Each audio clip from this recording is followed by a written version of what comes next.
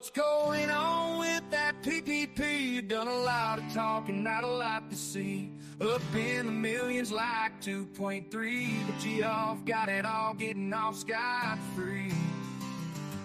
Try to talk tips like we're talking about stock, but you're talking about men printed on card stock. When you open your mouth, I take it with a grain of salt. Cause the market's down and you're clown, it's all false. You ruin the hobby I love with the bullshit. Jeff Wilson, Jeff Wilson, Jeff Wilson.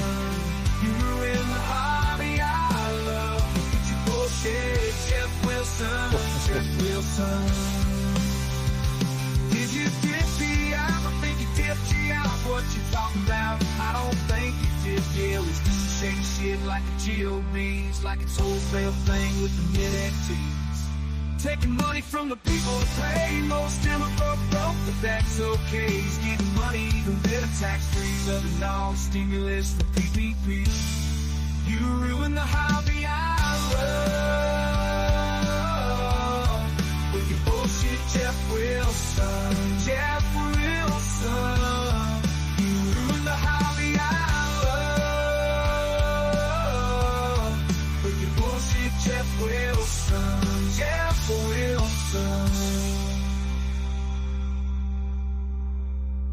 Jeff Wilson. Jeff Wilson. Jeff Wilson.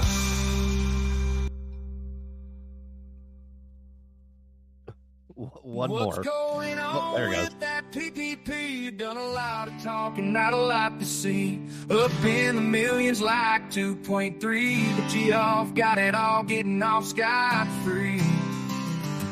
Try to talk tips like we're talking about stock, but you're talking about men printed on card stock. When you open your mouth, I take it with a grain of salt. Cause the market's down and you're clown, it's all false.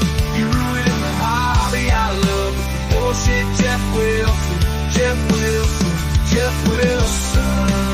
You ruin the hobby I love with your bullshit, Jeff Wilson, Jeff Wilson. Did you dip me out? I think you dipped you out. What you talking about? I don't think you did. Yeah, we say shit like the GOBs, like it's wholesale thing with the mid-XTs. Taking money from the people to pay. Most of them are broke, but that's okay. He's getting money, even better tax-free. Loving all stimulus, the PPP. You ruin the hobby I love with your bullshit, Jeff Wilson, Jeff Wilson. You ruin the hobby I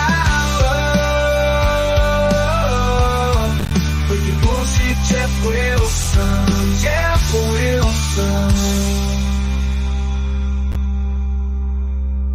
Jeff Wilson, Jeff Wilson, Jeff Wilson.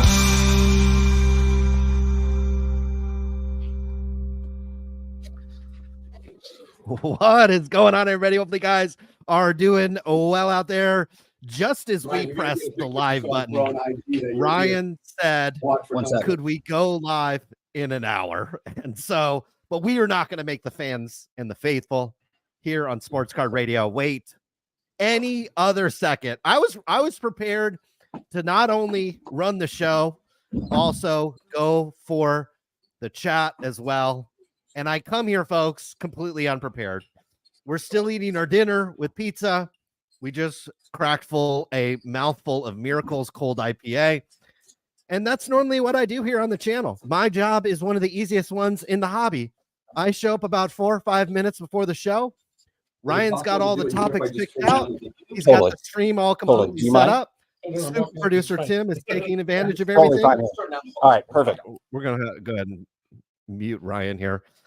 And I sit back and enjoy the show. But today looks like completely, we'll unmute Ryan now. It look completely in full control. Though, Ryan, you look like you are on location. Tell everybody where you're at. First of all, hopefully you guys can hear me okay. Things ran a little late. I'm at Burbank Sports Card Show. I'm at the Burbank Sports Card store where we got the VIP treatment today over here at Burbank Sports Cards. We've got an interview with Rob Vires. We got to tour the back. We got to hang out with Juan. Tim is here, guys, live, and we'll get him. It looks like he's over there buying or selling some cards right now. So we've had an absolute blast. I lost track of time. I thought I was going to be able to make it back to the spot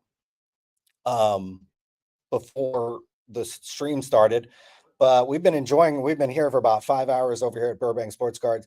I just talked to Rob. He said it was okay if I stream in here, and they're going to turn down the volume on the Cleveland Cavaliers Boston Celtics games. So hopefully you guys can hear me okay, because I'm not using my microphone. I'm using the speakers on the computer. I'm actually using my phone to stream the Wi-Fi. So we're really going bootleg here, but we're at one of the best sports card stores in the country, ladies and gentlemen. They have a 4,000 square foot main store and then 7,500 square feet of inventory in the back that we've talked about on the show. I got to witness it firsthand. I got to see how this whole operation works, from when cards enter the door to when they buy them, to when they price them, to when they go online, to when they go into showcases. It's absolutely spectacular. And Tim, get over here. Did he bring a milk? House, ladies, with the Playboy hat. You know he had to come with the Playboy hat. So Tim's in the house. He might have to take off here pretty soon. So nobody's manning in the chat. We've got Tim. What do you think? What did you think of our time at Burbank today? Burbank was awesome. It's Rob basically will give you the formula to be successful at running a card shop or just dealing cards. You don't even have to have a shop, honestly. So I thought it was an amazing experience. The wisdom that Rob shared with us was like you will never get that type of information anywhere else in this industry, honestly, or the stories. So yeah, lots of with Rob that we just took just now. So it'll more content coming probably Monday, Tuesday. It'll take place. Got a couple of things going on in the next couple of days, but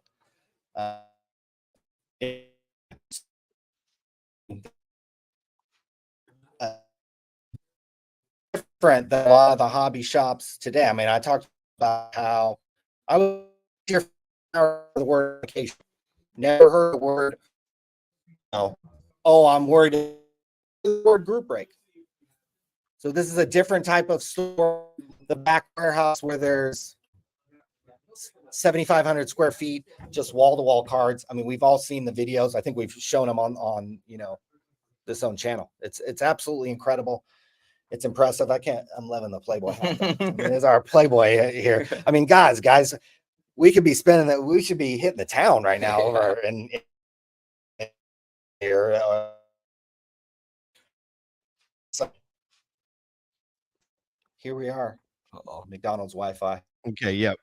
Yeah. Ryan's breaking up a little bit on the audio. I'll take over maybe a little bit and see if you can't maybe buy a chicken. We might try to get on the Wi-Fi here. Okay. See if you can't jump on the Wi-Fi. Ryan's obviously in beautiful Burbank, California. And I don't know how beautiful Burbank is. Don't take my word for it.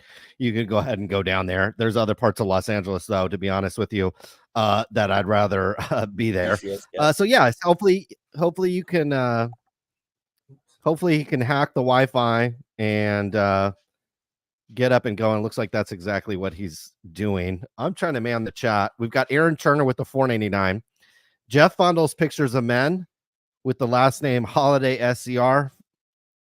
Fondle's Pictures of Men with the last name of Franklin. Levels above. That is exactly right. I've been fondling. Actually, the truth is, I've been fondling a lot of pictures of men. I've got boxes of my. I'm inspired by Mr. Rob, Mr. Burbank cards. I've got boxes of Michael Jordan cards. I bought a ton of these serial numbered Bowman Chrome cards. I've got stuff boxed up or bagged up in lots. I've got pink refractors of Anthony Davis, who plays down there. I've even got, a box of silver coins. I'm probably not going to sell these, but silver has been trending upwards. I've got, jersey cards that aren't worth anything. I've got John Daly cards over here. I've been buying cards. A lot of people talk about one strategy to sell. There's a lot of strategies to sell baseball cards, and one thing that I've been doing is buying lots of cards. Not lots of cards, but actually, the other day I bought 200 Michael Jordan cards all at once. And what's interesting is, man, you get these Michael Jordan cards back. Most of them are worth, if you're paying $1.50 each, most of them are worth maybe $2, $2.50. But there are air cards of Michael Jordan. I found some Upper Deck had some Italian version, and there was like Spanish versions. And some of those were in there, and they were like $10, $15 each. And then when there was one Michael Jordan that I got in a random lot where I paid $1.50 for each Michael Jordan, one of them was in there, and you're not going to sell it right away, but the card could sell for over $50 each. So I was excited about that. I'm also, believe it or not, I'm thinking about signing up for the PSA Collectors Club, because I was watching videos of, what's his name? Baseball card investor dealer guy. And he was talking about, he does these really neat videos where he gets like cards, and then he grades them, and he kind of shows you the breakdown. And I tell you what, you get the right cards and you send them into PSA. I wouldn't send everything into PSA. But I was like, oh, that's kind of cool. And I have some Michael Jordan cards here where the economics to grade it actually work, where you're buying the Michael Jordan card for $1. If it comes back at 9, you're going to break even. You're not going to make any money. But if it comes back at 10, and a certain percentage of the ones you send in come back at 10, you can actually make some pretty decent money. And if you're sitting here fondling cards anyways, it is kind of fun. Ryan, do you have your Wi-Fi situation worked out? Should be good. It looks like I've been able to share my screen. Hopefully we don't sound like crap. Hopefully we're off the McDonald's Wi-Fi. And we're back. We're good to go.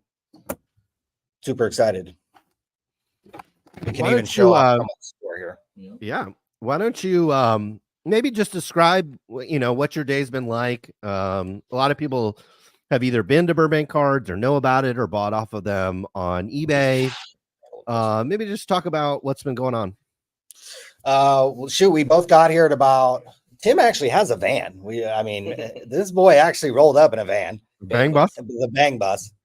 And we got here at about 11:30 and walked right in. And first of all, there's quite a few people here shopping. It's pretty impressive, actually, for a Thursday. Walked right in, and we're made right at home by Rob, the owner, who watches our content and is a fan of the show.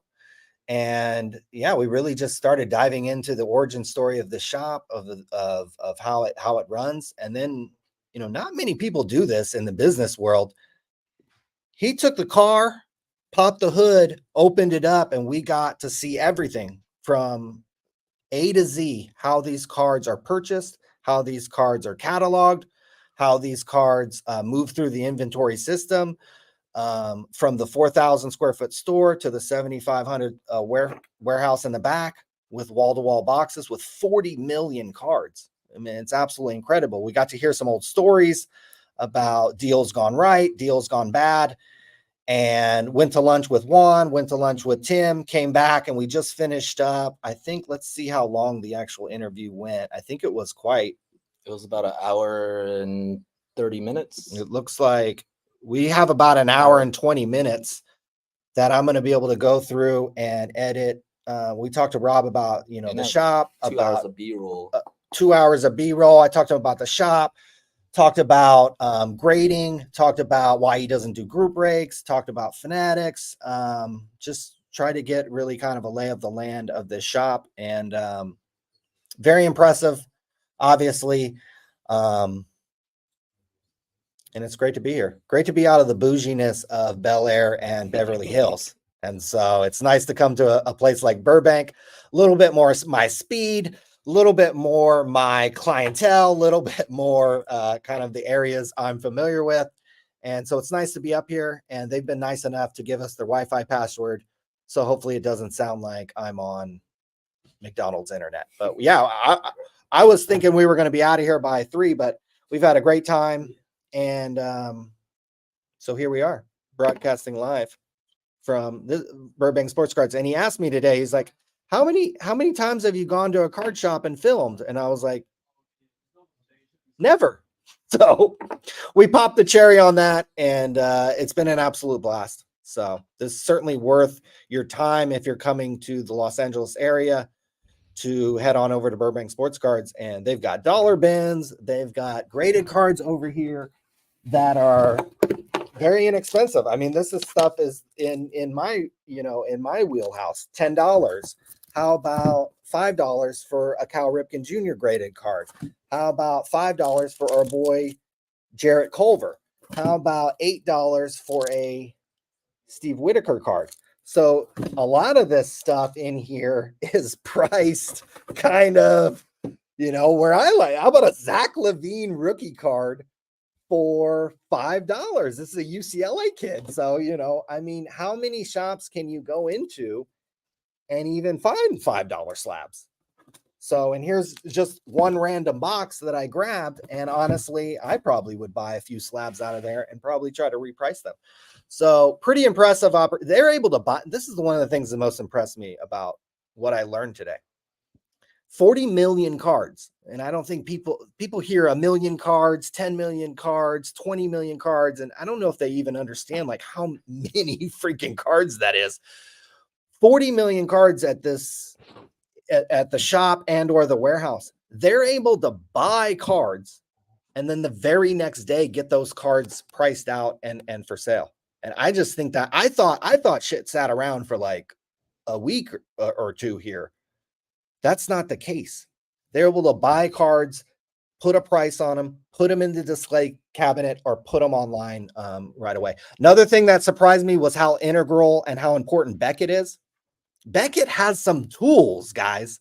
Beckett has some tools that they don't market very well, and they don't probably even make accessible for everybody. But the Beckett business solution thing that I think is like $250 a month is so worth it. Somebody should buy Beckett. Like, we need to raise some money and buy Beckett, because there's some value. People only think about Beckett in terms of grading or maybe like an archaic price guide or the magazine. Beckett has tremendous value. This entire store here probably wouldn't be able to run without kind of Beckett and their database. Beckett is one of the few people in this industry that has a database of 40 million cards. So Beckett's very crucial to this operation. eBay's very crucial. Here's the man. Get on. Here's the owner of Burbank Sports Cards. Hey, everybody. What did you think about Sports Card Radio invading your card shop today? Love it, man. I've been looking forward to it. I'm like, maybe someday they'll come down to the shop and hang out. And here you are. Big fan of the show. Watch, listen all the time. Making sure you're not talking shit about me. And you've done nothing but be nice to me ever since I've been watching. And appreciate that. But, we share a lot of common interests, you and me. And we've had 3 or 4 hours here hanging out, just getting to know each other, talking hobby. Yeah. It's been wonderful. Loved it. Yeah. Tell everybody how many people come through your doors do you think every day at this shop? That's a hell of a question. I have no idea. 100, 150. It's hard to know. What's your busiest day? It could be Tuesday. It could be Saturday. It's generally any day that we have Ray, Ryan, and Jordan all buying on the same day. Saturday, we have a line of people outside to get in as soon as we open. People want to get in around 11 a.m. and get their name on the seller list. A big appeal of our store is our ability to buy cards all day long and, turn cards liquid. And not just the most popular slabs, but, virtually anything. Sure. And, but yeah, no, it's been a great day today. And Yeah, it was wild when you first got here, huh? It was crazy. It was like, what, noon on a Thursday? Noon on a Thursday, and this place was kind of packed, honestly. So it's actually very impressive. How many cards? I know I asked you this during the interview, but for the people watching, about how many cards are you selling per day, both online and in the store? I'm going to say anywhere from 3,000 to 4,000 cards in different ways, whether it's through eBay, burbankcards.com, Becket Marketplace, where we sell a tremendous amount of cards. And we sell so many cards in the store. Repackers come through here and just ravage, whether it's our online store or physical store here. Can't seem to buy enough cards to power the demand that we've built in here, which is crazy, which is, I think, a really positive thing for the industry, because liquidity, no liquidity, no industry. I always say that. And I don't think our industry's ever been more liquid than it is right now. And I think that that's a good thing. What are your thoughts on Fanatics? Because they've entered this space, they're gobbling up all the licenses. Do you think Fanatics has done a good job so far? Yeah, I think they've done a great job. Just from a marketing standpoint, you think about the money that they're throwing, the resources that they're throwing at this, the athletes that are getting involved in this. These are conversations I have with my friends that aren't card people. And they're like, I can't believe all these athletes that we're seeing promoting trading cards. And so it's not just within this narrow niche of the hobby. People from the sports world in general are starting to see the spotlight that's been put on our hobby. I don't think any company could have come in and done what Fanatics has done. A lot of you might be familiar with Maddie, who was in our store looking at Devin Booker cards. And Michael Rubin was here and talked to her and basically turned his back, made a phone call, got Devin Booker on FaceTime, and Devin Booker was FaceTiming Maddie. I mean, could Topps have done that before? Has Panini ever been able to pull something like that off? And it was just a random off-the-cuff thing. And not only did she get to speak to Devin Booker, he flew her to Phoenix to meet Devin Booker. And these are the kind of experiences that I believe Fanatics is uniquely positioned to provide the customer. They have an event coming up in New York, and I can't wait to see we'll be there. What they're going to do and try to create a Comic Con for the sports world, which honestly should have been done years ago. So I'm really excited to see what they're doing there. I'm seeing so many first-time customers that I know that Fanatics has driven to our store. And they talk about 3X, 5X, and 10X, right? Yeah. I think they're on their way to 1.5Xing, which I think we'll definitely take it. Talk about Fanatics is throwing the event in August. I think a couple of weeks later, I think you got one of your own, right? Shit, I got one week later. The Burbank Sports Card Show. So what? Burbank Card Show. Tell me about that. Yeah, it's kind of came into being. It was August of 22 was our first one, which seems crazy that it was such a short time ago. It's only 104 days away, Ryan. Yeah, it's close. Are you ready? No, me, I don't do anything. You talked to Jay today. Jay was here, right? He was the guy. He'll be the first one to tell you that I don't do anything. Yeah, we just saw a giant void in the Southern California show scene. Too many people had to go to Dallas to go to a show. Too many people had to go to the National, and all that money would evaporate to the airlines and to the hotels. Sure. And it wasn't staying in the economy of the sports card business. And I had a conversation with Jay. I'm like, I'd like to do something closer to LA. What can we do together? And the joke is always that I was thinking about the Elks Lodge. That was my first thought, because I'm like, I know nothing about running a show. I'm scared that nobody's going to show up. I'm scared that nobody's going to want to buy a table. And here we go to this Marriott Convention Center, which was really expensive. We're charging $600 a table, sold out.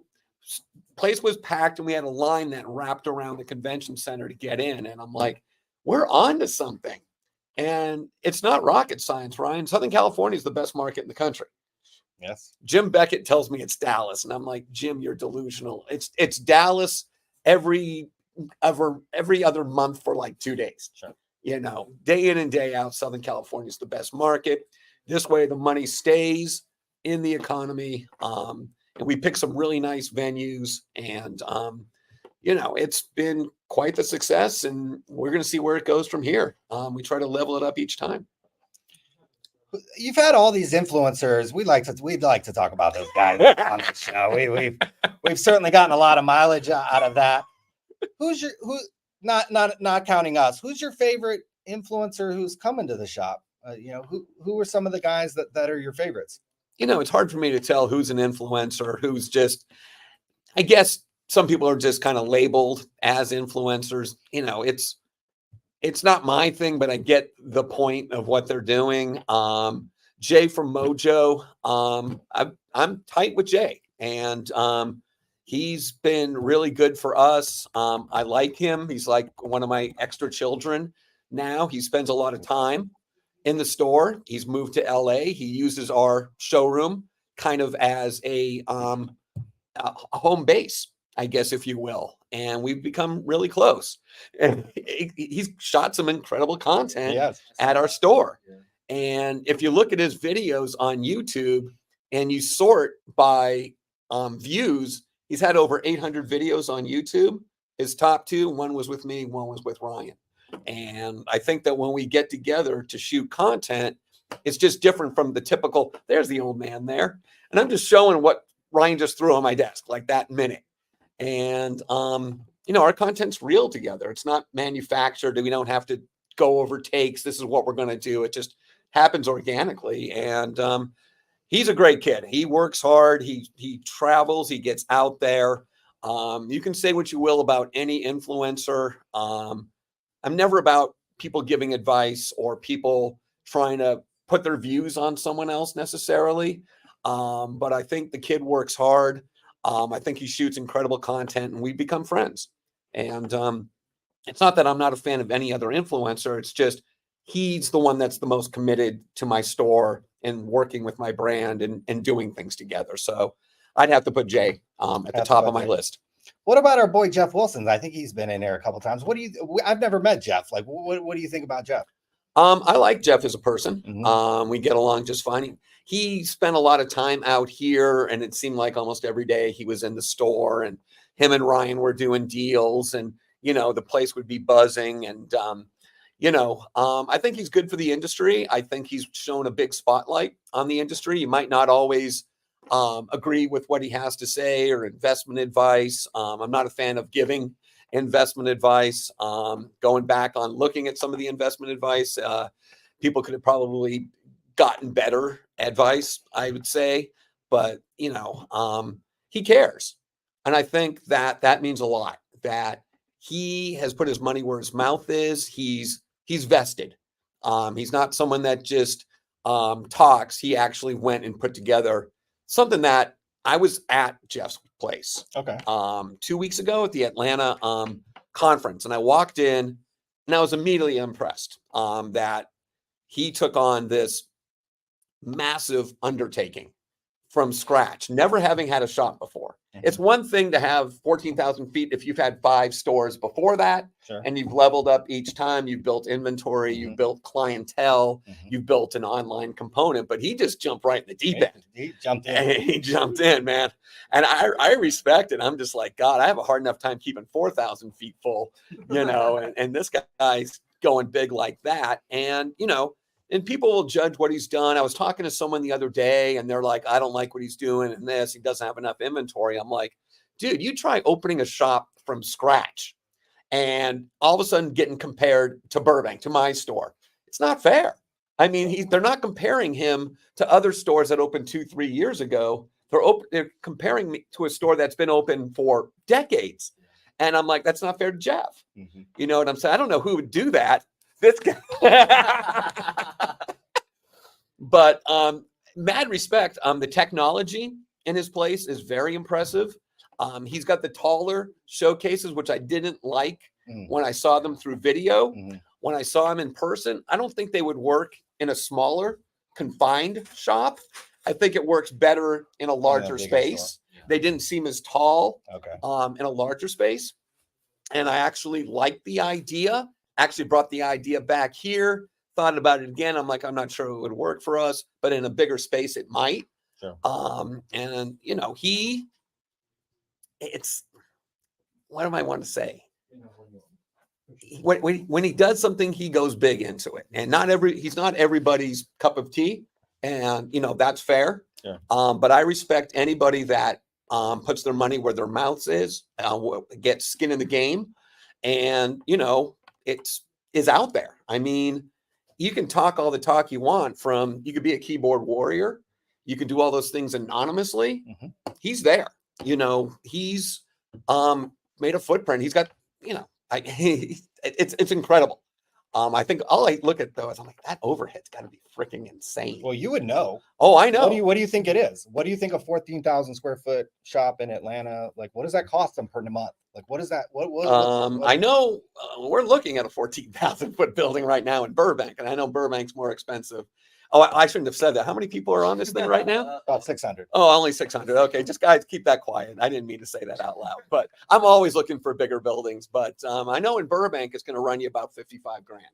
It's going to be about a month wow. for a footprint that size on a major boulevard or in a major shopping plaza in Burbank. Now, Atlanta, I'm guessing it's cheaper, but he's in a nicer part of Atlanta too. Mm-hmm. And there's tons of parking. It's in a mall area. I think the building was empty for a long time, so there was probably some negotiating power there. But if he was under $2.50 a square foot, I'd be surprised. So we're talking probably 35 grand, if I had to guess. And what do you think it costs to? I mean, you have a good idea. What does it cost to employ a store of that size? How much is your payroll per month for something like that? That's a good question. When I spoke to Jeff, and he was real transparent, as am I when talking, and I really respect that. He said he had 17 people dedicated to the retail store. Now, obviously, probably not all of them are there at once on any given time. That's a tremendous investment.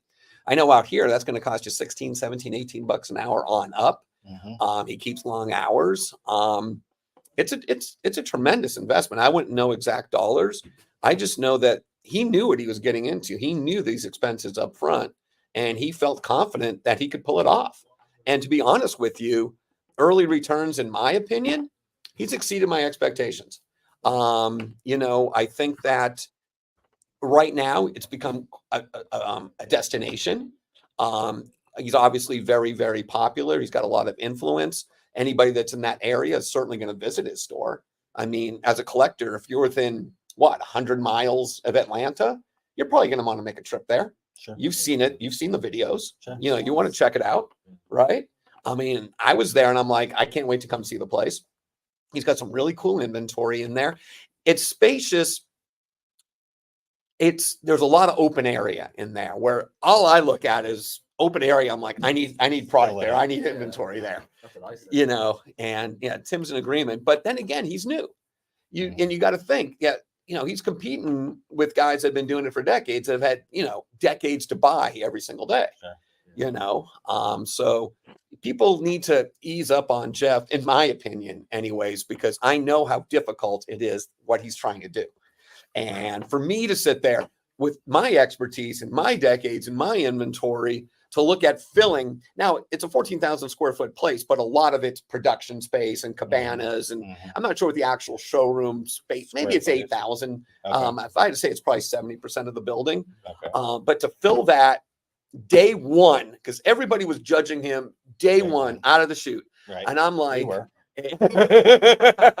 and I'm like, I know what it takes to do these types of things. And I'm like, I was impressed that day one that he could pull that off. And it's going to get better every day. He's going to buy more inventory. He's going to reimagine things. We spoke about this when you were here. This shop looks nothing like what it looks like right now when we first moved in here in July of 21. And you always look at it. You're always trying to make it better. You're trying to listen to your customers. And the changes that we've made in 2.5 years, it's like night and day. And I see in 2 years with his business, it's probably going to look entirely different. He might take the grandstand down where people are going to sit to watch breaks, and he's going to probably might find another use for that space that he sees that, you know, he needs more room for product, whatever it is. But I think the design work is amazing. I think the flow looks really nice. The cabanas, I don't exactly understand it. me personally, I don't like bringing people in within my four walls that compete with what I do. So it's like kind of having a bit of a consignment model a little bit. It's not me. But you know, I look at those cabanas, I'm like, damn, there's some serious technology. Damn, he spent some money. Yeah. He didn't cheap on anything. No.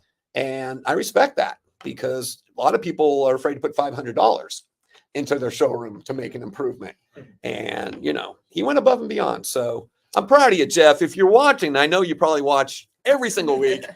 Proud of you. Jeff's glued to the channel. Jeff.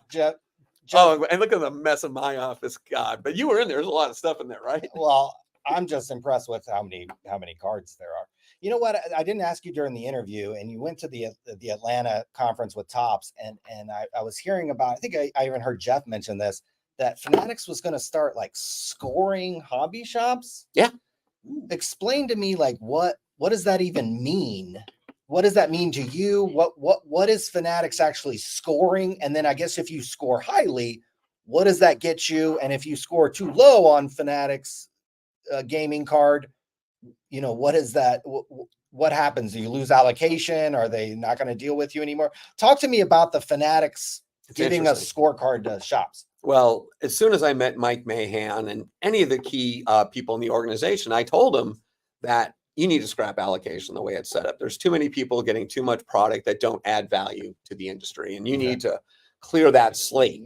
I didn't think they'd actually do it, but they actually did. And I told them that allocation and any kind of Fanatic support should be based on whatever kind of value add that business can add to the industry that Fanatics can't do themselves. And, you know, whether it's just having a clean, well-lit store, whether you provide liquidity, basically, we talked about this, the ability to say yes. There should almost be a checklist that Fanatics, if they're going to grade a store, create a checklist. And how many times can that storefront say yes? To those Do questions? you buy cards? Do you buy cards? Do you have an organized system for this? Where can I find this? Can you help me with this? Do you have an online store? There's endless questions that can be asked. And the more you can say yes, and the more things that you can do that Fanatics can't do themselves. Remember, Fanatics can sell all the product they want themselves. So, you know, they need us, but they don't technically need us. And when they're putting their support behind you, whether it's product, whether it's marketing, they want to choose the stores that, you know, represent the industry in the best way. It was a little vague exactly how they were going to score stores, but it was obvious that they had one store on the side where it looked like it's cool to be an old school card shop and cool to have things you can dig through and all that, but it was so cluttered and so messy, it just wasn't inviting. We talked about this earlier. I think the best shops kind of straddle the old school, put your hands on cards, you're not knowing, just being able to sit there and grab value slabs and go through, and then having something that's a little more modern. And I think the stores that can straddle that correctly, being clean, well lit, but still having that old school hobby shop vibe. It can't just be an iPhone store, in my opinion. It can't just be this fancy, beautiful store that you go in there and they say no to everything, or all they have is the latest product, or all they have is whatever slabs that they bought in the last couple of days in a couple showcases. I don't think that's what everybody's looking for. I was at Joe Davis's store. While I was in Atlanta. Got baseball cards? Dude, he's got baseball cards. Let me tell you, one of my favorite people in the industry. He was kind enough to invite dealers over the first day that we were there to see his store. He gave me a tour. I'm used to giving the tours. And I walked out of there going, damn, I'm impressed. Because I'm not always impressed. But Joe's store was kind of more to my liking. Inventory that went back decades. Obvious, you know, you could go through 55 Topps cards. He has a consignment business that's absolutely amazing. He's got the millions of cards down below that are accessible online. And I think he covers every segment of the industry in a way that I'm not sure almost anybody else does. He's whatever he gets into, his grading submissions, thousands of cards a week. He has like 8 people dedicated to that alone. He's invested in the game. He's been doing it for decades. And he's just this really cool Southern gentleman that you just want to spend time with. And it's a 10,000 foot building. It's 3 stories. The middle story is the showroom. And then the top is where a lot of the grading submissions take place, and the bottom is, you know, the card cave, you know, with all the cards. But if you guys are in the Atlanta area, I can't recommend Joe enough. And many of you probably already know Joe. And he's one of the best in the business, and he has been for a long time. So Atlanta's got some pretty good shops. I was impressed because they were kind of a hobby wasteland for a long time. Sure. I don't think they were known for having the best shops, but they got two of the better shops in the country, you know, right there. So that was pretty cool. One thing I want you to talk about. They're not eviscerating me in chat, are they? I just want to make they're sure. Probably eviscerating me. You're getting killed. Or Jeff. Yeah. Jeff. I got really thin skin. So they're killing both of you guys. Don't worry. The chat is the great equalizer. But one thing I noticed that you don't do here, you don't do group breaks. Yeah. Why isn't group breaks? Why isn't there somebody live on Whatnot right now? Why aren't you doing Burbank group breaks? Like what's the decision and the thought process behind that? Yeah, I've never really given it much thought. It's just, it doesn't fit our brand or our model. You know, we spoke about this earlier. If 100 people come through my store and 85% of them get smoked or don't get what they want or feel like it was a bad interaction, I'd be out of business. But when you can have that separation through technology, all of a sudden it's easier. I don't have to look those 85 people in the face and go, you didn't get anything. You got a bunch of commons, you know, you got a bunch of stuff that nobody wants. And I don't want to be the face of disappointment, I think, more than anything else, because for that 10 or 15% of the people in a break that do well, let's advertise that. Whoa, bro, check this out. Oh my God, lights flashing, guys doing Tesla stuff, whatever it happens to be. But you don't hear about the rest of it. And I think it's a negative interaction, and there's a place for it. I get it. I understand why it's popular. I just don't want to attach to my brand. And I've never been about the easy dollar. I think there's a lot of easy money in breaks, but I don't know. I get enough people that come in here with their little team bags of the Cleveland Browns or whatever they got, you know, smoked on, and there's no value left. And they're like, Rob, I spent 10 grand and you just gave me $400. And I'm like, and no one else would give you $400 for it. And, you know, people learn, but they can only get burned so many times. And so I don't know. I'll let other people do it. Do you think in general in this industry, there's too much of focus on breaking on new product? Like, do you feel that there's too much focus on that? I do. I think we need more focus on the actual hobby, the collectors, the journey. I think that having the forward face of our industry be fractionalized gambling, I don't think is the best look, especially as we try to attract more younger and younger folks into it. We don't need to turn 12 and 14-year-olds into gamblers. I just don't see that as being the forward-facing things and bounties and all that. I like to focus on the collector journey. I like to focus on the hobby, the sense of completion, the enjoyment of opening that bubble mailer and finding those 5 cards from Burbank that you've been looking forever for, and it was $20. Mm-hmm. And I call those folks, what do I call them? The silent majority. Silent majority. Yeah, the silent majority that actually collect cards, get great enjoyment from cards. Mm-hmm. The 20% vocal minority might get minority. Geez, I get that confused. 20% minority get they get all the pub, they have the biggest pulpits, but they're not the whole story. And I just feel that there's too much press going towards the breaks and the gamblings, and you see the big card hit, but you don't see the 100 slots leading up to that big break. Show me that, and then show me the disappointment there. And it's just not me. I just don't want to tie the brand. Here's a question for you. You took me in the back, 7,500 square feet, wall-to-wall boxes, 40 million cards. You showed me an order where somebody, and this is kind of the silent minority you were talking about, all Minnesota Vikings cards, all priced from $1.20 to $5. Guy ordered like 100 cards. Yeah. He probably spent $400 or $500 on Sidney Rice, Moelde Moore, any Vikings player they were literally from 2004 to 2007. How does somebody like me, I focus on these the Mojo Sports, on the Jeff Wilsons, on the group breaks. How does somebody like me bring those collectors, those guys who's spending $200-300 on 2007 Minnesota Vikings cards? How do I bring those people and those collectors more into the forefront?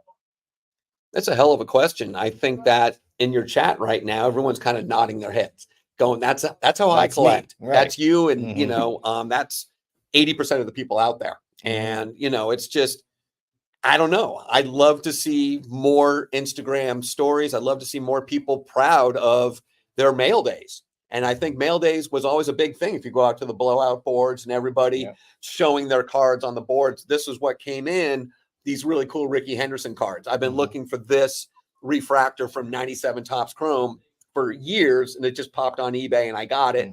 And the excitement that they have over that and talking about it and how long it's been that they've been looking for it. And those stories aren't being told. And there's millions of those stories that are being kind of ignored because you've got a lot of young people that have never really experienced that before. And they're the ones that kind of have the voices in the industry right now. I'd love to see the rest of the voices be heard. And that order you were talking about is something we do daily. Every day. Yeah. And, there's a reason we do all that work.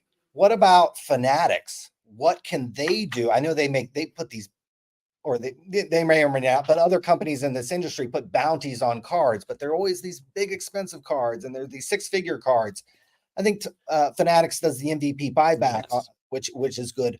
What are some ways that Fanatics could highlight the everyday kind of silent majority collector who are buying these cards? They don't show them off on Instagram. They don't have a YouTube channel. They don't do mail days. But these are people who, some of them are probably spending hundreds, if not $1,000s a week on this stuff just to kind of put it in a back room. And they don't tell their wife. They literally don't tell anybody. Yeah. What can Fanatics do to maybe reach these people a little bit more or highlight these people? Is there anything else besides the MVP buyback? MVP buyback's probably the single most impactful campaign of the last 10 years. Explain it to the people who don't know, maybe. If you're not aware, the MVP buyback basically focused on whoever won the MVP in the American League and National League. All of a sudden, their base Chrome cards would be worth a $20 store credit within a hobby shop. So basically, they were handing out $20 bills. Sure. And people could come in my store with 7 base cards and walk out of here with a heritage box and $40 worth of supplies. That was huge. It put a lot of money into the card economy. For card shops that took advantage of this, they moved a lot more product. And again, Topps could never have done this themselves before. Panini, can you imagine you getting a Prism Jokic and being able to take it into a hobby shop and getting $20? No, I personally can't imagine that happening. And so they had the wherewithal to pull that off. And I think it was incredibly impactful. And that was a real showing to me that they care, that they're trying to grow things at the hobby shop level. I think it's amazing. But I actually had a couple really important people from Fanatics in on Tuesday that basically are building out their marketplace.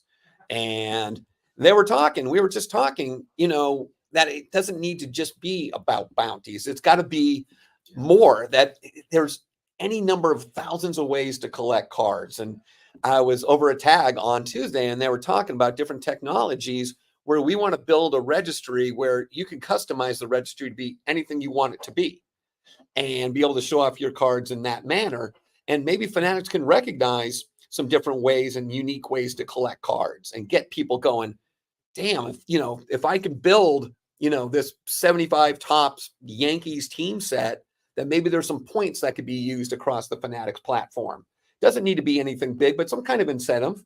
And I think that they'd be open to some different things that, especially with the kids, Sure. You're opening up big league and now you've got this team set that you've built of your local team, bring that into the local card shop, keep the cards and get a $5 voucher to use in the shop. There's a lot of ways to do things. But I think Fanatics has thought outside the box ever since they came in. And I think that we're going to see some programs built around collecting. I've been harping on it for 18 months with them, so maybe something stuck. We'll see. Do you think Fanatics ever opens their own stores? That's a hell of a question. I've been told no. Obviously, they'll do kiosk things within the stadiums and pop-ups at events and things like that. I don't see it because it would be basically places to sell product, and they're distributing to thousands of places to sell that same product. Upper Deck did it way back in the day. They had Upper Deck stores. They lasted maybe 2 years. They went, some of you guys might remember. I don't see it. They're an online company. I don't see them getting into the physical space like that and competing against the stores that they're trying to promote. I don't see that. Everybody, a lot of people who collect cards and they've been in it a long time. I think their dream is to open a card store. Yeah. And maybe it's not 4,000 square feet and a 7,500 square foot warehouse, but like, what advice would you give to people maybe watching who want to turn maybe their side hustle? Maybe they sell cards on the side. Maybe they sell cards online.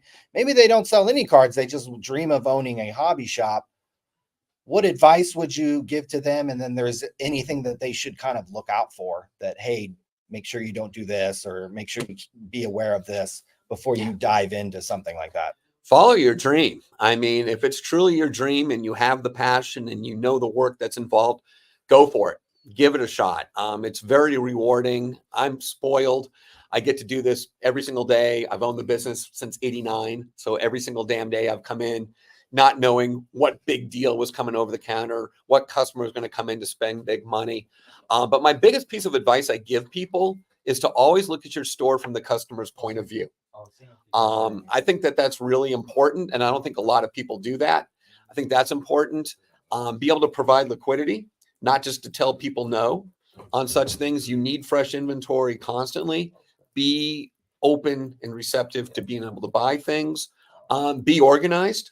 Don't make people do your work. Someone comes in looking for a certain thing, just don't throw a triple shoe on the counter. I don't know if I have it, but if I did, it'd be here. I don't want to hear that. It's not my job to do your work.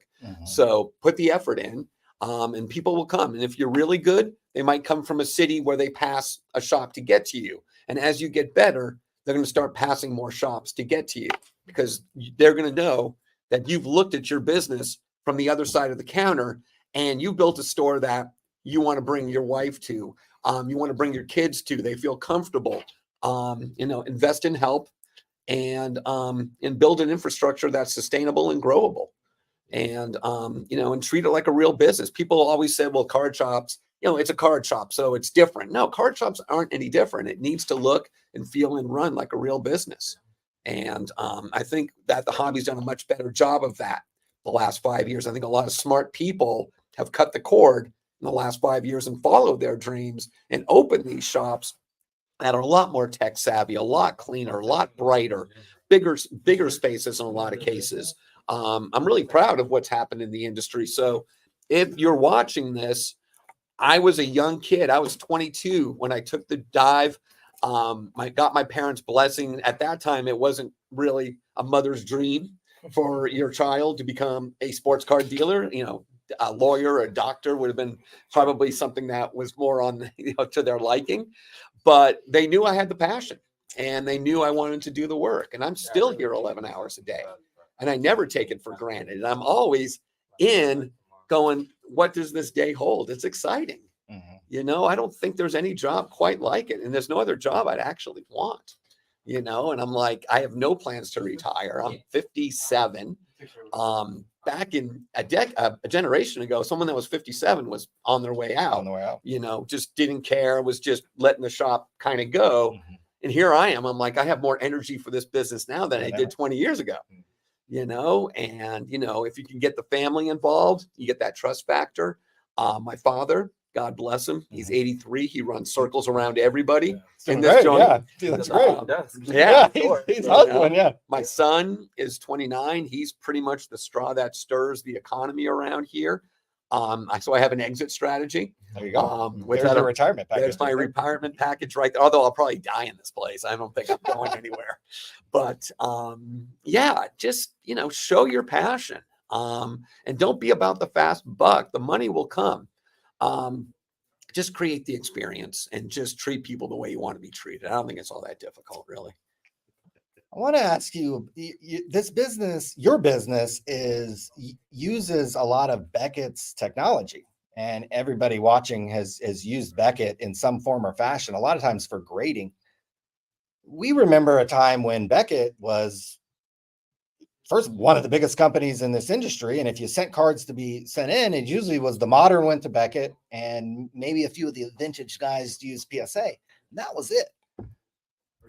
Since about 2020, Beckett has, at least their grading business, has really fallen off the cliff. So much so that I think they're like number 3 or even number 4, I think, in grading. Yeah. What do you, I know your business is tied to Beckett, so you're not going to like drive the bang bus over them and hit it in reverse and slide it back. But maybe some constructive criticism for Beckett. What has happened over there in the last 4 years that they've gone from really a pillar in this industry to an afterthought for some of the newer people in this industry who don't know the history? Yeah, I mean, in theory, you would think that they would have owned COVID. They had the brand, right. They had the market position with the grading. I think the turnaround times just got, insurmountable. I think that I think what the grading companies that took so long was just the fluctuations in values of cards, where it's not like they held your cards hostage. It was like, because you could pay to get a hostage out. Literally, your cards were just inaccessible for such long periods of time. And you're watching this market for your card drop. And there's no communication. You don't know when that card's coming back. And as those wait times grew longer, it just disillusioned a lot of people. And a lot of people were a victim of that. And grading standards seemed to change. And it was just awful. I waited 15 months. 15 months. Like 15 months. In the market. Yeah. Yeah. And you couldn't even pay them to get the card back to you. They were just in this black box. All I can speak to is how many of their cards come over the counter. We buy so many slabs in the course of a day, and brand new, freshly graded Beckett slabs, I'm going to say maybe 5 cards out of 1,000 walk in over the counter. It's just, we'll see some older slabs and things in collections, but as far as things that are freshly graded, that have come in, that people are looking to sell, maybe 5 cards. That might be generous, actually. I don't out of 100, out of 1,000. 5 cards out of 1,000? Yeah, that are freshly graded from Beckett. No. I mean, wow. PSA dominates the market out here. SGC's made some incredible strides. They're number 2 as far as velocity goes in this store. Go to gemrate.com. They'll tell you, where everything is. Yeah, we're just not seeing the velocity from Beckett. I still think they have, an incredible product. I think when they went away from the subgrades, that made no sense to me whatsoever, because the brand was built around the subgrades. That was the reason you drove it to Beckett. Then the confusion with changing the grades and that whole fiasco, I don't think did them any favors. I've been tight with Beckett for decades, but on the grading side of things, I can only judge by what comes over the counter. And nobody actually comes in and says, where are your Beckett graded cards? They're not like, that's just not a question that I hear. Or you don't have enough Beckett cards. I'm looking for Beckett cards. Where are they? It's just things that I don't hear. So that's kind of my opinion on it. I'd love to see them come back. I think that they're one of the 3 legacy brands that really matter in the industry. We were talking about that. Topps, Upper Deck, and Beckett have always been those 3 legacy brands. And I just want to see that shine back on Beckett. We use them. We were talking about that. Yeah. Our whole warehouse is built around Beckett's database. So we're really, in our partnership with Beckett, they have the best inventory management tools in the industry. And it's not all that close. You saw. By far. You didn't even know it existed like that. You said it was $250 a month. I was ready to pay $2,500 a month for it. Yeah. I mean, and I don't have any cards. Yeah. There's 21 million cards in their database. And I can go in right now and I can type in 2024 Bowman, and there's a couple hundred sets that are subsets within 24 Bowman that exist. They're all in the software. All the nomenclature is already there. I have somebody's working. I got 24 Bowman cards online today. that were from yesterday's buys. I was able to give a stack over to one of my guys. It's already in the software. We just plugged in the quantities. Nomenclature's already there. And we were able to scan it and push it to eBay at, and it's just, but the thing is, you go to a card show and Beckett's set up. Do they talk about the marketplace? No. No. They should have won COVID with that database, with people ripping all that product, people being at home, people having time where they could have sorted their cards, organized them, put them into a database. There was stock image for a ton of the stuff as well, and could have pushed things to eBay at prices that would seem astronomical today. Our inventory, our business on eBay 4x'd over COVID using Beckett's tools. And those tools are still available. You can still sign up for the Becket Marketplace. But yeah, I could walk the floor of the National and just kind of interview people. Hey, when was the last time you bought cards on the Becket Marketplace? And they'd all look at me like I have 3 heads. Crickets. And the thing is, there's 100 million cards on the Becket and on the Becket Marketplace, but you would never know it existed. And that's a shame, because to me, it's probably, along with COMC, the 2 best places to buy sub $3, $2 cards in the industry. Yes. You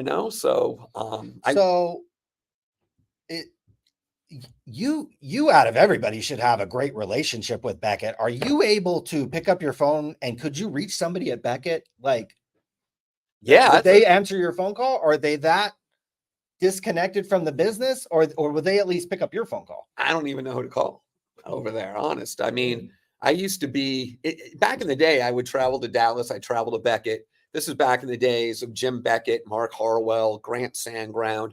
The best talent in the industry was at Becket. And they were basically always getting poached from all their talent there. But I'd be able to reach out to anybody and get answers right away. And I'm like, with Jeremy leaving, Jeremy Murray leaving and going to Pristine, I'm not even sure who I would talk to over there. And that's really amazing to me. I haven't been reached out to.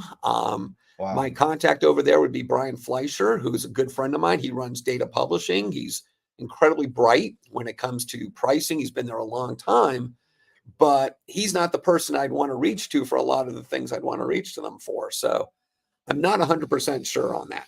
What do you want to see happen to Becket? Do you want to see them purchase? Do you want to see them, or would that impact you? I guess that could impact you if they got purchased. That could negatively impact me. It could negatively impact you. What do you want to see happen? They've got the bones. I mean, it's a brand. It's a legacy brand that I think, along with Topps, is the 2 biggest legacy brands in the industry. I always joke and I always say, if you have a dinner party and everybody's like 45 to 60, let's just say, and they don't have anything to do with cards, and you're having a conversation and you bring up Panini, they think it's a sandwich. You bring up PSA, they think it's a public service announcement. Exactly. But Upper Deck, Topps, Becket, they know what that is. They know what those brands are. And I think that they tried to restore the brand a couple of years ago. They kind of tried to reboot, change the logo, and brought in a lot of fancy, smart people, investment people. And it just didn't seem to move the needle. And I know that company still has so many opportunities. They have this database that's unmatched.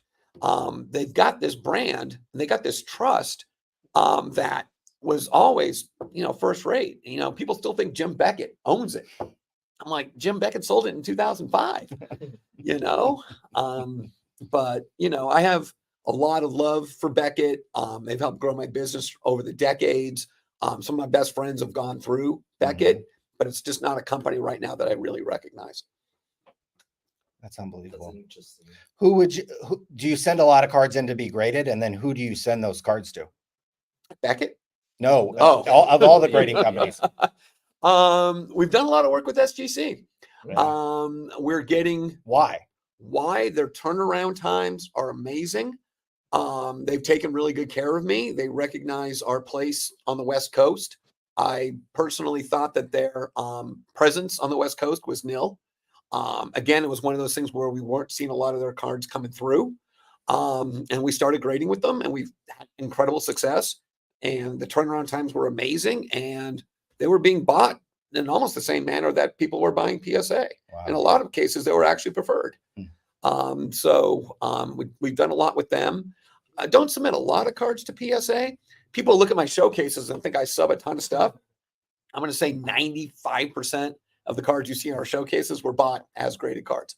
And that might even be low. I just sold you guys like 20 of them. Oh, yeah. There we go. Appreciate that, Tim. Yeah. They'll be in the showcase tomorrow. They'll be sold on Saturday. First edition Lugia in there. So. Oh, nice. Is that an expensive card? I don't even know. How much was it? Well, it comes for $1,100. But I sold it for $850-ish. All right, so it was $1,100. Sold it for $850. Okay, that seems fair. Doesn't seem totally unreasonable to me. I thought it was. I don't even know what a Lugia is. Well, I know what a Lugia is, but I mean, what is this? Lugia, it's a legendary Pokemon. Oh, I wouldn't know a quarter Pokemon card from $1 million Pokemon card. I wouldn't either. Speaking of buying cards, all I've been hearing about the last it feels like it's been several months are these repackers who go to these card shows and they buy cards. They even advertise they buy cards at 80 to 90% comps. I've been at card shows and these people come up to my table and they buy certain cards at that price. Are you selling to repackers? Is that somebody that you sell to? I'll sell to anybody that wants to pay our price. I mean, I'm not going to say no to somebody and have a card sit. I'm in the business of selling cards. I'm in the business of, getting those dollars in and immediately investing it back into inventory to keep inventory fresh. We get guys through here that will literally go through the showcases with a triple shoe and just start filling triple shoes. If you're familiar with our store and how it works with our new arrival showcases, our sneak preview showcases, we have cards for a day or two exclusively in the store. So everybody gets a chance. Not online. But once we pull those cards to get them to eBay, to get them to burbankcards.com, and to offer them to some of our repack clientele, 80% of our cards will go overnight, whether it's online selling directly or through repackers. It doesn't bother me. It makes it tough to keep the showcases full, but as a retailer, that's my goal, is to have a card for 2 days, sell it for a profit, put that money back into something else, and that's how you grow a business. And luckily, my guys are so good at buying, and we still go through 20, 30, 40, 50 people a day that are sellers, because we buy everything. We don't cherry pick. Someone might say they're paying 90%, 100% comps, but they're not buying everything. They're picking things here and there, and we'll take the raw stuff. We'll take the low end slabs, and people want a one-stop shop for not just buying, but for selling as well. And you see the showcases, and it takes a lot of cards to power what we do, and we buy enough to do that. You have to be buying all day. Are you advertising anywhere? Is there any traditional advertising that you're doing, or is this really kind of all word of mouth, social media kind of? Our customers are marketing. I think that the word gets out. So there's no display advertising. There's no Facebook advertising. I don't even know what our marketing budget is. It's probably zero. It's so funny. A quick story, I think you'll appreciate this, is back in the day, think 89, 90, 92 back then. Okay. We used to spend $1,100 a month on yellow page advertising. And for you kids that don't know, but seriously, that was how you got people in the door. And that was your marketing budget. And you got these little tiny little squares in this big giant book. And that's how you got people into your store. I think Burbank's just gotten a reputation over the years. People travel from all over the world with their cards to see this place in person and to be able to get that store credit because they know we're fair. You don't fill our showcases with the kind of quality you see out there unless you're fair. Are you paying more than anybody else at any given time? No, that, is almost impossible, but are you fair?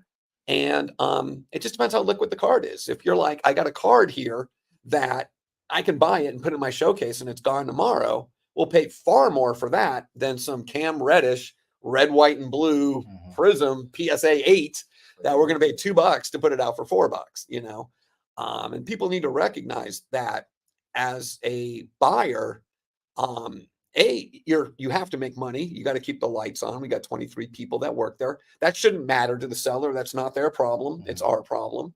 But by the same token, you develop a reputation, and I don't have to buy everything from you. We can still be friends. We can disagree. I think the worst offer a dealer can make is no offer. And I've been a firm believer for that for years. And we don't need to agree on every card. I don't need to sit there and stretch on something I'm not comfortable on. We'll pass on that card. And that's not the end of the world. You know, maybe another time we'll take these other cards. And I think that's healthy. I don't think it's in our best interest to stretch on things that we think we're going to get stuck with. And I don't think it's in the best interest of the customer to not get their expectation on a certain card. So there's some give and take. It's tough negotiating because we do it all day. I got 3 guys. That's their job, is to negotiate. And when people have perceived value in their mind, they are new. They went on eBay. They got this 56 tops VG Eddie Matthews that they saw for 12 grand on eBay because I saw a PSA 9, and they've got a card that's sold at $34 because it's creased. You know, they have this expectation, and you need to explain it through. You can't just say, no, you're stupid, you know, get out of here. You need to explain it.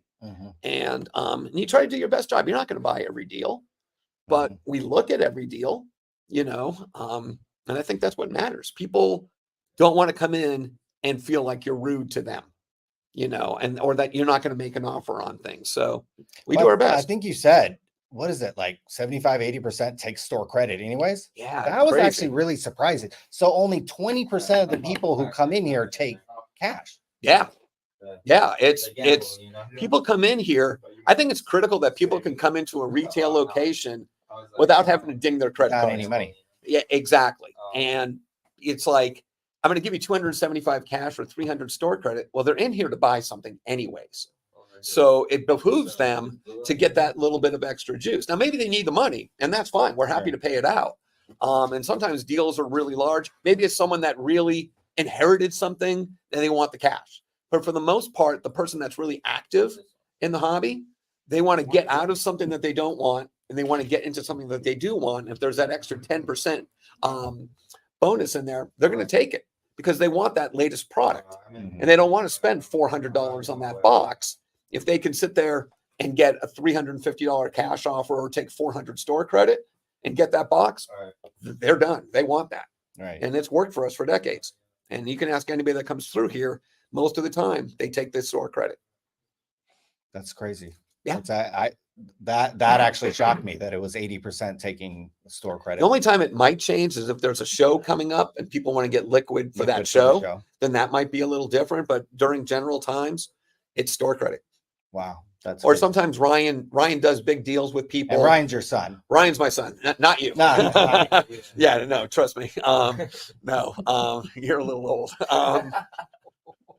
But yeah, and so, like, people will build up credits in here as well. People do deals with Ryan, you know, $4,000, and he has a spreadsheet of credits that people have as well, that go back and forth all the time with big cards going back and forth. And he's got browsers going up and down. I don't even know what the hell goes on in his office, but anybody that knows Ryan knows that you know, he's great to deal with, and that some people have some really big credits in this place right now, and that's great. And they're waiting for a product to come out that they want to buy a case, or waiting for us to get a really killer Jordan in here, and that's when they'll use it up. But yeah, the vast majority of dollars that come through here, people want store credit, whether it's to use that day or for Ryan to put on file for them that they can use when we get something they really want. Wow. Yeah. Colin, what's the chat saying about? Oh, they're killing you guys. They're absolutely killing you guys. Oh, that's not nice. It is an absolute. This is like you might have saw the Tom Brady roast. It's basically that's what's happening in the chat right now. Wow. Let's see. He's not drunk yet. Hey, you want a Coors Light? Yeah. Oh, wow. Can you go? Oh my God. Coors Light's out of the fridge. It's right behind the wall there. It's time to crack. I think drinking then. Are you guys really that mean to me? They're mean to everybody. Oh man. I think they want Christine to call in and they want an update there. You know. Oh, I gotta get Christine. That's right. Well, you could, guys, when you come to the Burbank card show, you can slap us with a flip flop. Like Christine. Oh, man. Well, maybe we can get Christine to set up like her own autograph table, and she could be a signer at the Burbank card show. Could be a popular attraction. Exactly. Yeah. Hopefully, some of you guys in the chat have been to the store before. If you haven't, we'd love to, show you what we do. We give tours of the warehouse every once in a while. Yes. Oh, God bless you, brother. Hey, to everybody out in the chat, man. Woo! And who brought me these beers? I did. Damn, I like it. That was the condition on coming here, is that I had to bring the Coors Light. Definitely. Do you think we should ever do an interview? You know, you're good buddies with Mojo. You've met Jeff. Like, should we ever get, you know, those guys on the show? Like, Yeah. What do you think? I think that, I think that people would love to hear their perspective. You know, Do you think we're too hard on some of these guys? yes, I do. Like, in what way? There's petty things that I think, you know, I watch your shows. I mean, I'm not like joking. I mean, I do watch them. I mean, you know, a Coke can on a table, you know, there's petty things, you know, and it's funny. Don't get me wrong. I laugh, I chuckle, but I think some of the commentary is a little unfair sometimes. I know how hard it is to work in this industry, especially at the shop level. I think that I personally think that, I think that would be a great opportunity, clear the air and just, you know, I like how you call out the bullshit though. And, you know, the fraudsters, the guys that are looking to take advantage of people, you guys have the balls to call people out. And I respect that. Are you a little tough on people sometimes? Yeah. Sometimes I'm like, dude, just shut up, man. Just get off of it, man. It's just like, move on to something else, you know? And, you know, you got your whipping boys, and I understand that it's a lot of it's in good fun in a lot of cases. Sometimes they deserve it. And, you know, there's that, but, I'd love to see some of those guys on and get their side of the story. I think that'd be cool.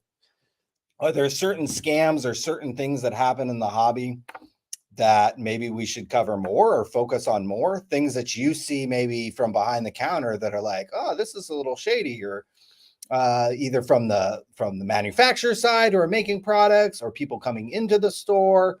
Is there something that you guys seem to cover it all? I mean, I watch you guys just figure out what's going on in the hobby. I don't have time to go down the rabbit hole a lot. And a lot of times the first time I hear something about something is I hear it from you. Here? Yeah. Oh, wow. Yeah. You know, I'm a little slow sometimes, but yeah, it could have happened on Monday and I'm watching the live on Thursday going, oh shit, I didn't even know about that.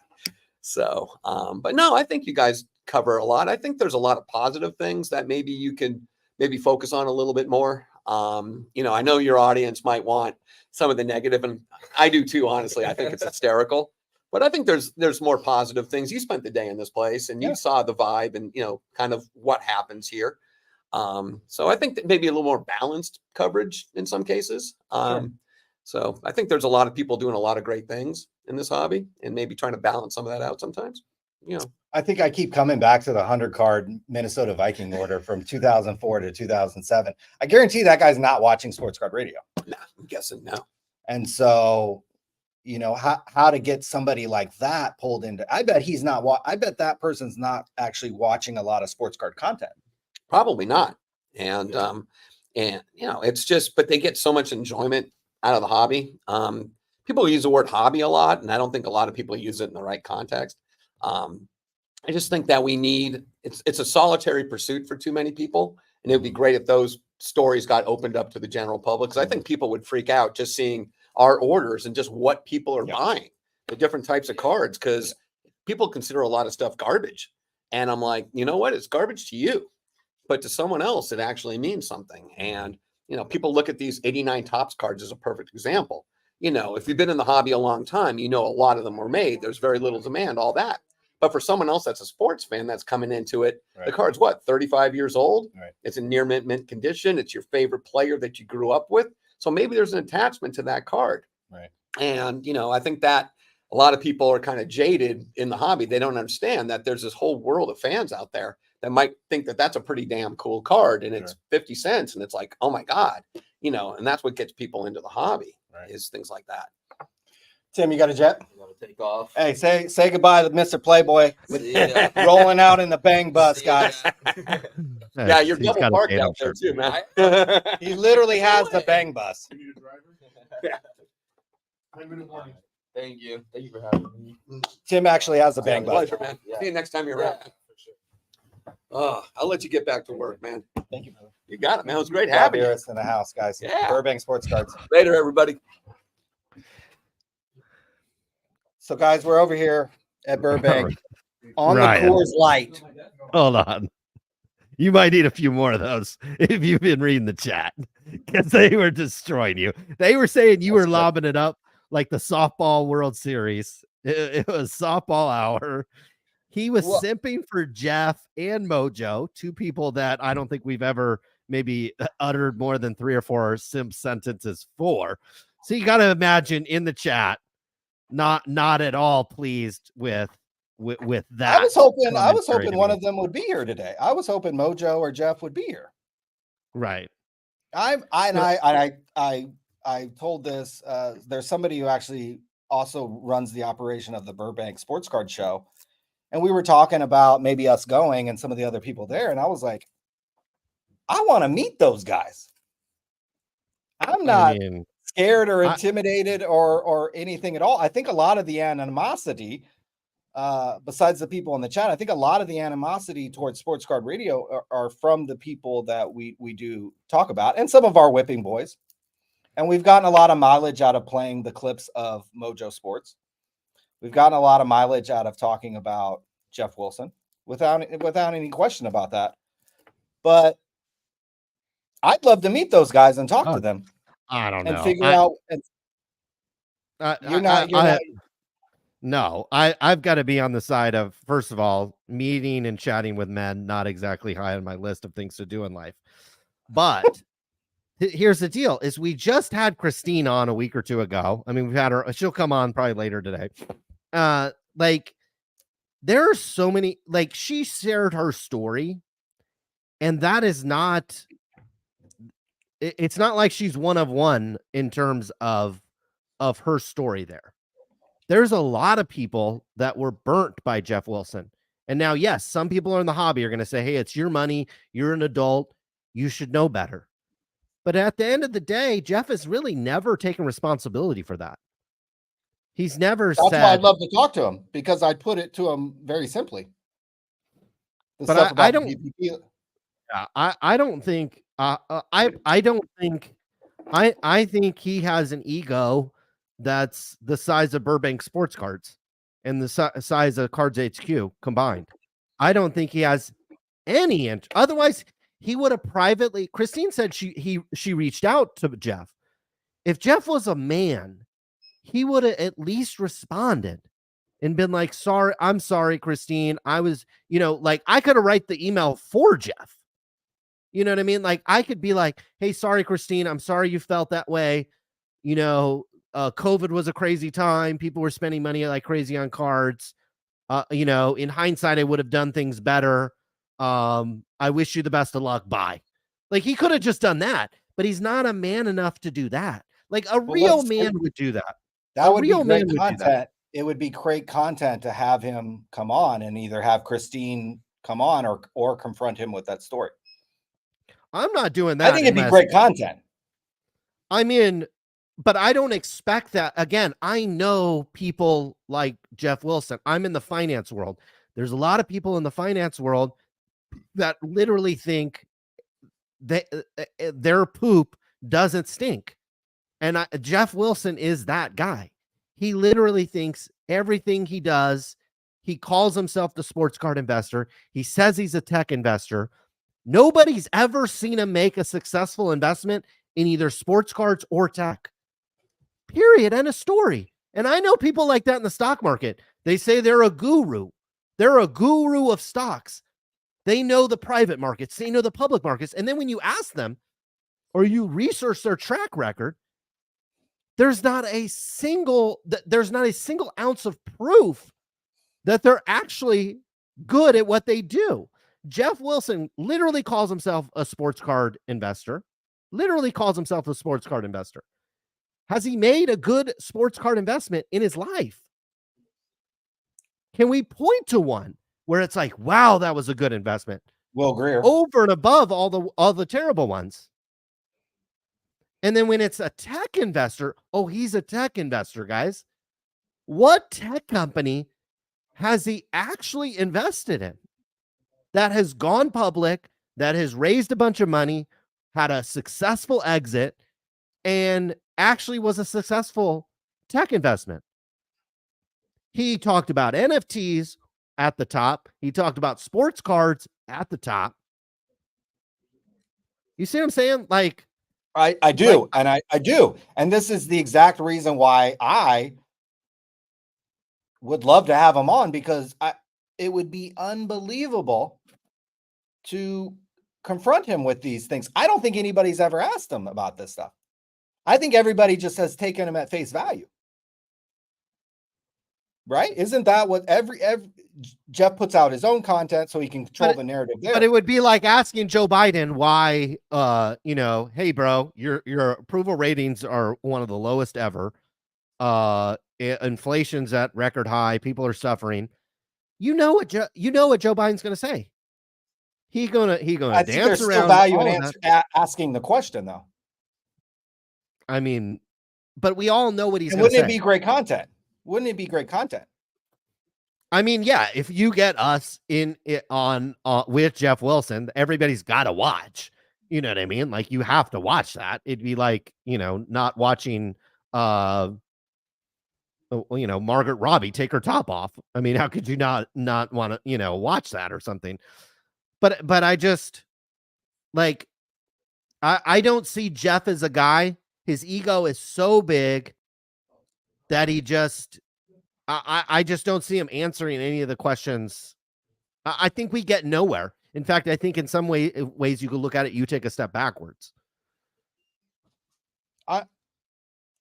I just think it would be great content. Like that, to me, it doesn't matter what he would say or wouldn't say. I just think it would be presented with those questions, presented with Christine's story, presented, the information about the PPP loans, ask him about Star Stock, ask him about dibs, ask him about pump and dumping, ask him about on and on and on and on, ask him about suing us, asking about, the month that it took him to write out that lawsuit. How much time I got, boss?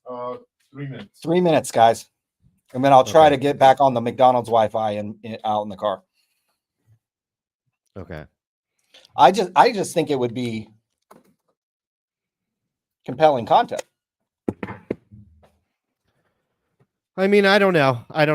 I mean, I think if he wanted, he knows the questions that he has to address, and he always sidesteps them. He's like a politician. He gets, he just sidesteps the questions. He could have answered a lot of the PPP stuff and said he actually successfully deflected onto subjects and to topics nobody was even talking about, like moving money from one company to another. Nobody was even talking about that. Right. I mean,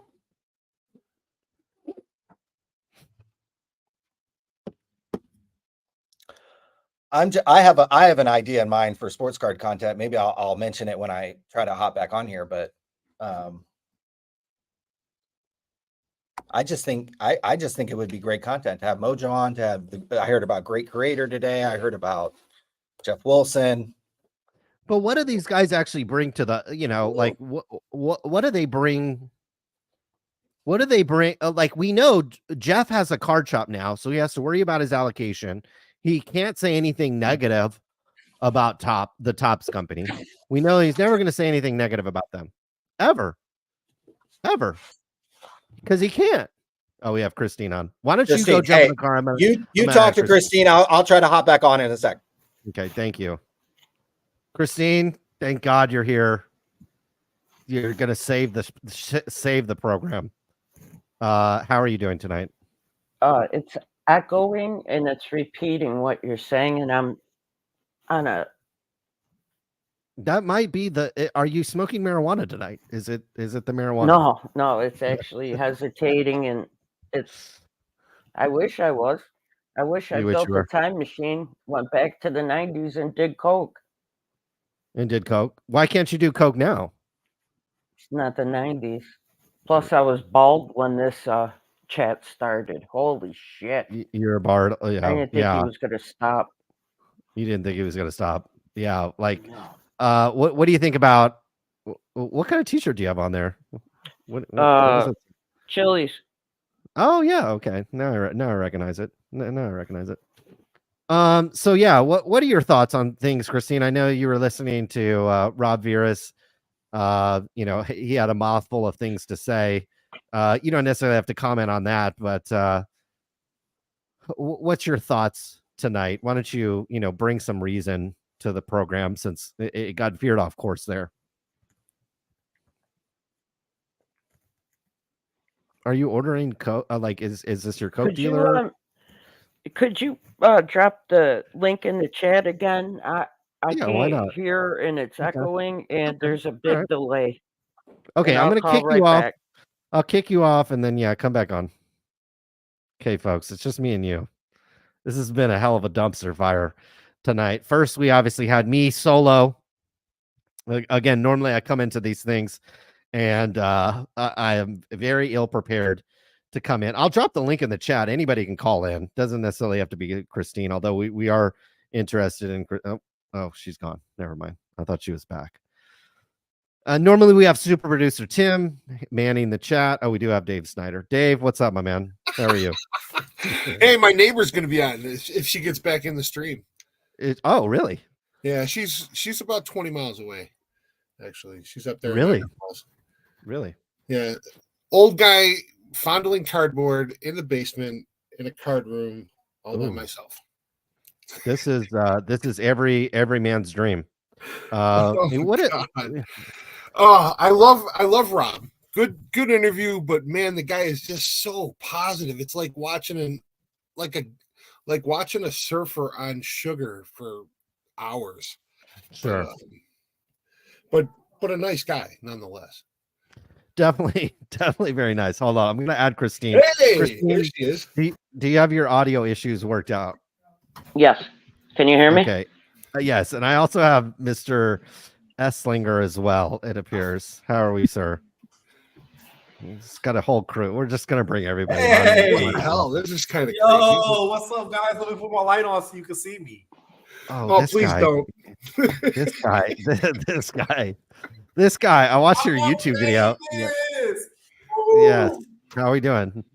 How are we doing, sir? Hey. Yeah. Hey, Christine, how are you? Good. How are you, sir? Oh, not too bad. Yeah. I don't know what's happening right now. Okay, hold on. I've got a question for James first. I'll get back to you, Christine. Hold on. This is like a parade of the ugly. Oh my God! What is happening? It's a disaster, believe me. James, I'm wondering if you're still selling cards. I know you posted a video on YouTube last week or so. Yes. Wow. Go ahead, sir. Go ahead. I have two more card shows left. 2 more card shows, and then you're done. Is that correct?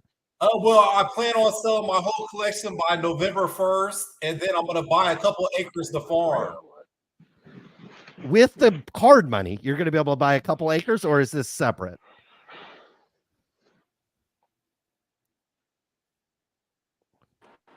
I don't know if James can hear us. I'm Travis. How's it going? Or Trav ain't sleep in the. Is it? Did I don't you know call what's last week, happening. or is this a different guy? What'd you say? I'm sorry. Did you call last week, or okay? No, okay, no, I'm a first time caller. My name in the chat is actually Himothy Sports Cards, but I don't. This is like my other account, but okay. Yeah. And why are you calling tonight, sir? Driving, nonetheless. Yeah. So that's the sacrifices that I take for SCR.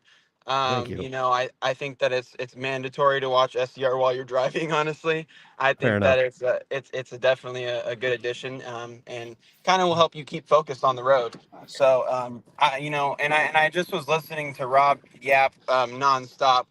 So, yeah, that was awful. I've actually met Rob in person. He's not really the most friendliest guy, I will say. Wow. You try to talk to him and he doesn't act like he has any time for you, in my opinion.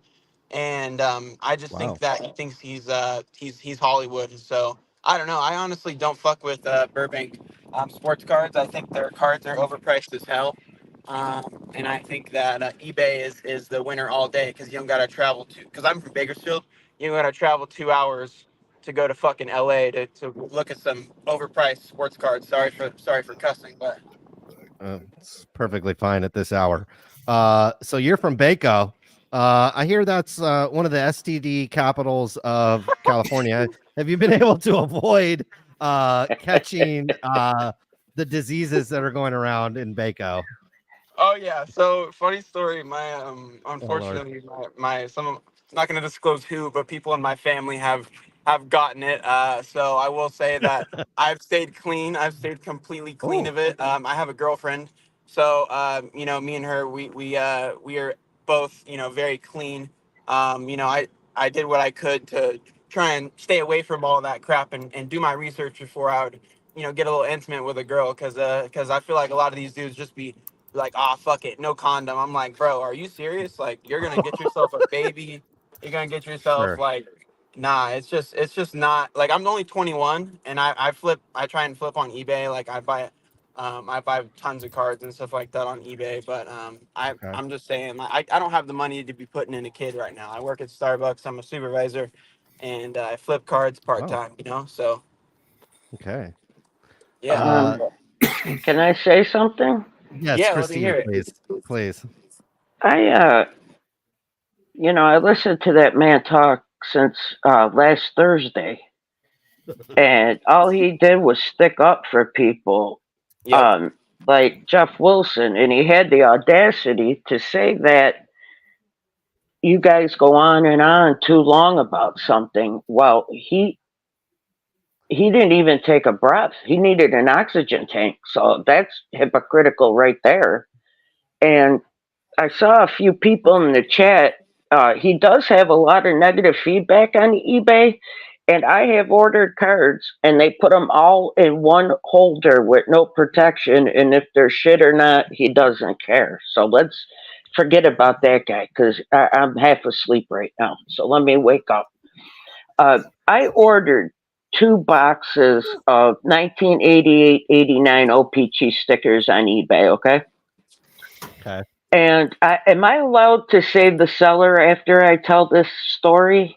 That is He more than appropriate. he sent me the 2 boxes, and they're supposed to be 48 packs, 5 stickers per pack in each box. One had 47 packs, one had 50. So I started videotaping opening them, and next thing that happened was there were 4 stickers. So he tampered with the box. So I said, I took video and I told him, and he said, no need to send it. Just stop opening them and send them back, right? And now he's got the same boxes up for sale today on eBay. Wow. That's Wow. Am I allowed to say his name? Yes, So please. go ahead. Please Go share. ahead. Spill the beans. Los Angeles Sports on eBay. I'm not I don't familiar. care either. You could sue me. I don't care. I have the evidence. But what I'm saying You'll is, slap him with a flip flop if you know. You no, don't mind. You that's don't care just about all that was a one-time only flip-flop thing for You Jeff. saved that But just for Jeff. You want yes, You want me to show I you the cards that I'm- apologize. Are you in Go ahead. Starbucks? I'm now? sorry. Are you No, clocking I'm in my in? house. You Oh, want I me to was show gonna you the say that. cards that I'm going to be soaking next and putting in the Yes. purchases? Please. All right. Yes, You're going to like We would- this. You're going to I'm like gonna this love shit right here, okay? I gotta say this.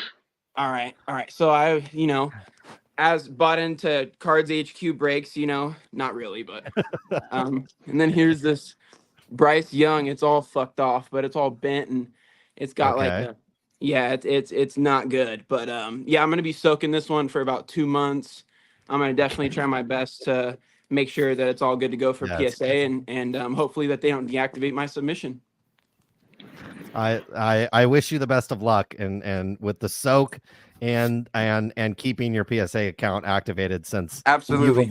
you've avoided STDs, and heaven forbid you get your PSA account deactivated. That would be an absolute tragedy. No, it would be the worst. So yeah, I would feel, yeah, It would be a tragedy. So, it would be. Indeed. so Christine. you're soaking it, knowing PSA could send it back to you, right? No, I'm not actually soaking it, but it's a complete joke. But I just like to play along with the. I like to play along with the joke. But I heard somebody talking about buying Zamir White last week in the show, and I have to say that that's someone I've been buying as well. So I have a Cool. lot of I have a lot of his cards. I'm going to be sending those into PSA. On a serious note, I'm a Chiefs fan, so I grade a lot of Mahomes. I have my eBay account, Timothy Sports Cards. If anybody, I run my auctions at 99 nice. cents. So but yeah, it's definitely it's definitely something I've had to learn. I've had to really like actually lose money before I made money. So I really enjoy the hobby though. But besides all the bullshit, I really love watching SCR, and I love just playing around and fucking playing jokes. It's kind of fun to me. So You love playing around. yeah, I hear that can get you in trouble in Baco, is playing around dude. and yeah. That's what I've Yeah, heard. no, Oh my if God. you've ever been here, it's like it's a little bit a little bit less worse than Stockton, I would say. So I would say it's probably just mildly worse. yeah, Since you're literally out in the middle of nowhere. 100%, Yeah. absolutely, yeah. True Oh, story. I dated a girl Colin. from Bakersfield, so I am aware of the town. So Oh, Wow. Yeah, I mean it's only like 3-4 hours from Stockton, I think. So yeah, not too it's bad. it's not too far. I But yeah, drive through and I hit the accelerator when I'm moving through Bakersfield. That's for sure. as you should, as you should. Don't go to Oildale. Don't go to Oildale. No, Oildale's believe me. scary. No, yeah, Yeah. no doubt. may I And- ask and you you- guys something? Let me hear it, Please. Christine. How do you feel about that guy tampering with those boxes? How should it be handled, do you think? Say that again. How do you feel about that guy tampering with the boxes that I bought for him and putting them back up for sale on eBay? He camped the boxes and put them back up on eBay, basically, is what you're saying? He I- tampered with the boxes. Oh, tampered and put them back up on eBay? Got caught, and put them back up on eBay. Ah, okay. I would slap him with a flip flop. I think I that's honestly, that's I the would only bring thing you need two. to do. I would bring two if I were you, Both honestly. of Yeah. them. It's flip flop time then. You know what? I'm trying to be polite today because I lost my composure last week.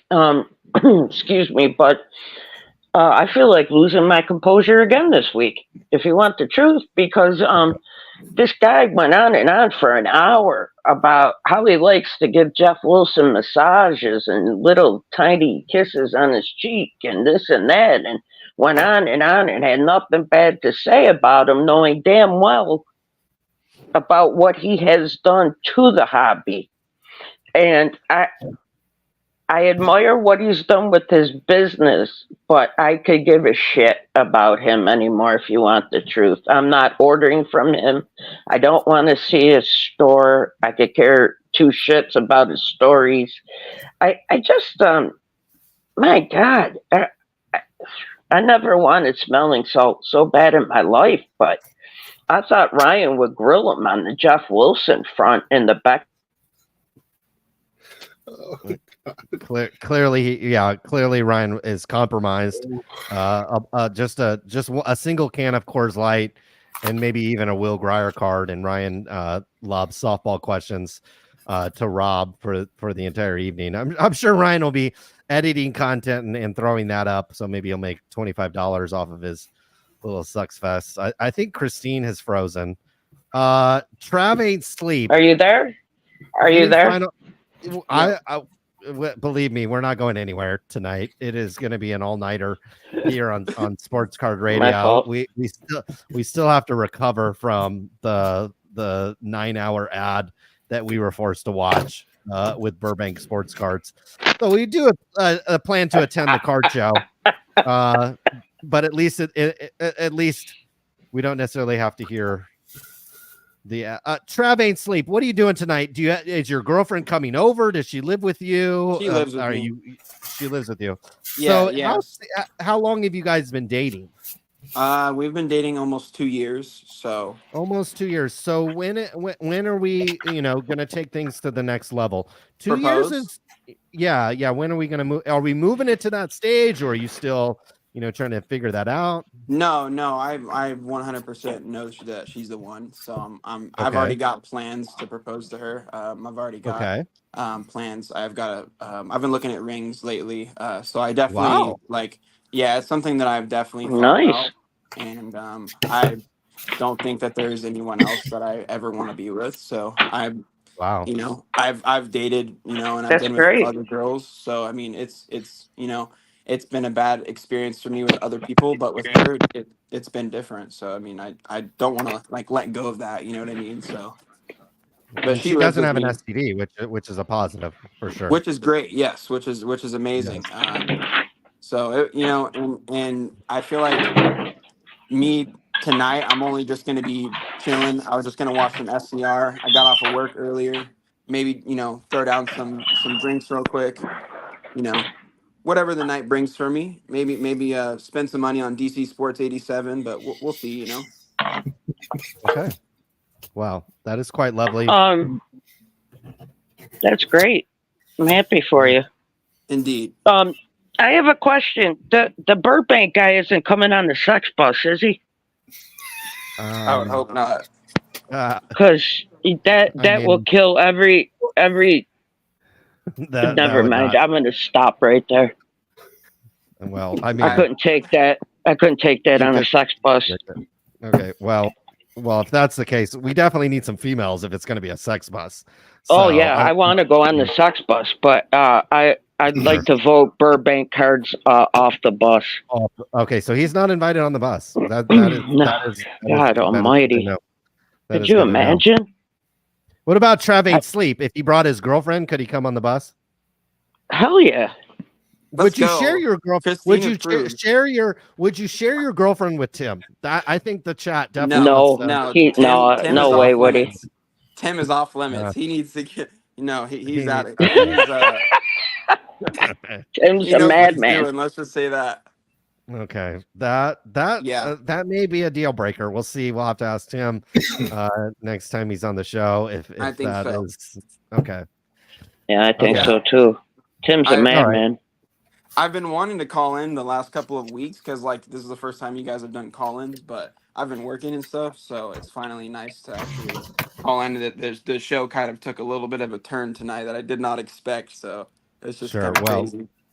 We do appreciate you coming on and at least attempting to save the sinking ship. We are rearranging the deck chairs and trying to keep the ship afloat, if you will, for at least the last 30 minutes or so. So thanks for tuning in, Trav. We'll let you get to your girlfriend since she doesn't have an STD. You know what you got to do tonight. So. Good job, Trav. Every night. Every night. Okay, excellent. Thank you, sir. Appreciate it. Thank you. Okay. Let's Colin, thank you. Yes.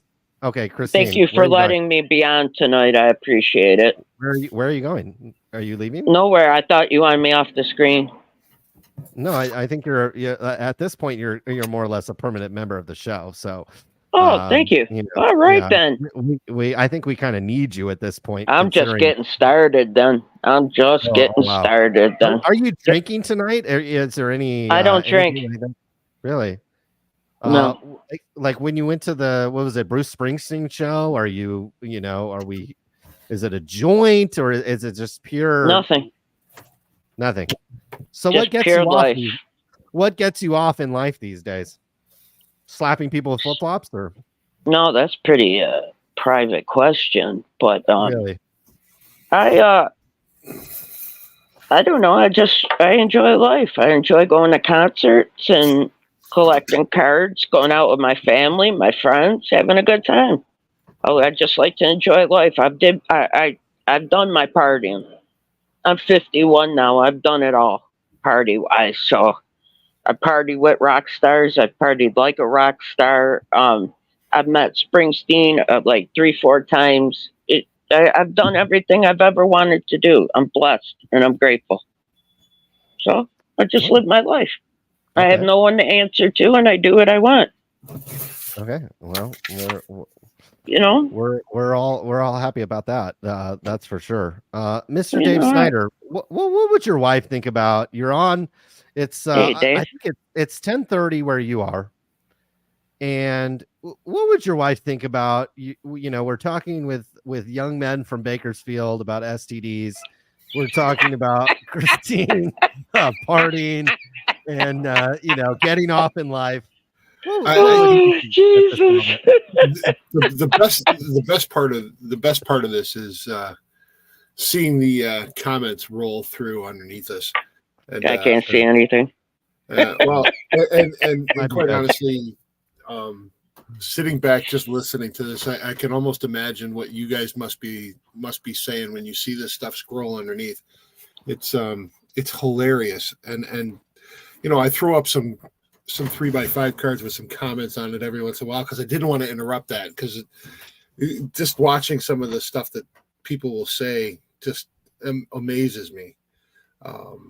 I try to pretend I'm normal, but definitely not. But I actually had a question on a more serious topic, if you're able to go in that direction, or do you want to just keep it light? No, I don't mind. I mean, I think we've talked enough about bang buses and things like that. Tonight. I don't mind taking a serious turn, if you will. It's more a question of what has come to light with the Fanatics gathering in New York, that kind of thing. What I was, or wherever it was, maybe Florida, I can't even remember where it was, but sure. They were saying stuff about brick and mortar, the local card shops having to have some sort of standard as to how they're going to present Topps products in their stores, and they want to be represented in a decent place. This goes back to one of your videos where you agreed with the idea that Fanatics would be a good thing for the industry.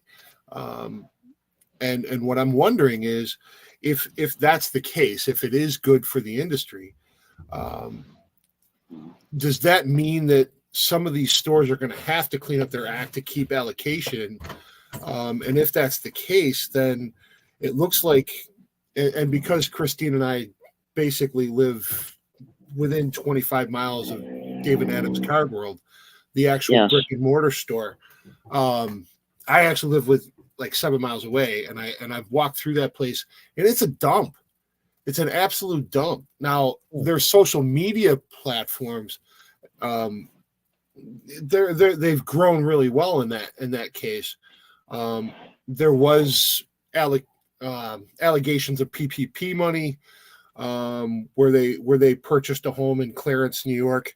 I don't know how far you dug into that. I have no idea. It's so that money didn't get spent on cleaning up the store. I can tell you that. No, it did not. See, okay, so I'm not the only one who's been in that store. So other people have seen it. It's a dump. They got nothing. Like if you're looking at a standard of the material that Burbank's moving and the material that David Adams is moving, the stuff they're moving in their store, it's all wax. It's wax, and as if you're walking through like a warehouse store that's dumping off all the crap they bought all over the place. So are they going to have to clean up their act to keep their allocation? And I guess I should just leave that question right there because it's getting really long-winded. No, yeah, and I mean, it's obviously a great question. I think I am still not convinced that Fanatics is even really, really interested in playing ball with a lot of these card shops. That they are saying, hey, you need to clean up your shop, you need to do this, that, and the other, and they're just going to sell everything direct online, and maybe eventually open they already have Lids.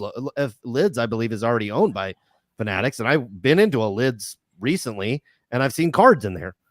I'm not convinced that Fanatics is really, really going to be. If I was a card shop, I wouldn't really be trying to, have my whole business rely on a Fanatics relationship, because I'm not convinced that they are going to necessarily be there for the best interest of the hobby shop in the long term. In the short term, I think they need the hobby shop. The hobby shop's already there. It's a point of distribution. They can bypass distributors. I just don't think that Fanatics in the long term is going to be playing ball with these hobby shops in the way that is being advertised. And they're basically asking these hobby shops to get on their knees and play nice. And in the end, I think they're going to get fucked. I think in the end, Fanatics is going to take all this stuff direct online. They're going to have their own storefronts. They might play ball with a couple of stores out there. And it might even be the Jeff Wilsons. It might even be the Burbank Sports Cards. It might be a handful of shops out there. But at the end of the day, I don't see them really 10xing the hobby through a bunch of mom and pop baseball card shops spread across the country. I think I'm sorry. Christine. Go ahead, Colin. I'm sorry. Go ahead, Colin. I know when you speak, I lose all train of thought. So you are more than welcome. Is that good or bad? That is depends. Depends on who you ask. No, I was just about Fanatics. Look at the owner. That's all you need to do. Look at the owners of these companies. They're going to use the middleman for now. And then if you don't play by their rules or jump through hoops or kiss their ass, forget about it. How many loaded boxes are going out to certain people? I think that's obvious. They have their favorites, but they still need a middleman. Until they figure out how to pass by the middleman, you have to do what they say, because people are terrified they're not going to be able to get the product they need to survive. And I've heard people at card shows and card shops talk about that they feel even if Fanatics helps them out or Topps anybody helps them out, they believe that they're not getting the best product, that the cases are loaded or the boxes are loaded, and they really don't have a chance to flourish from those products. But yeah, I hear you.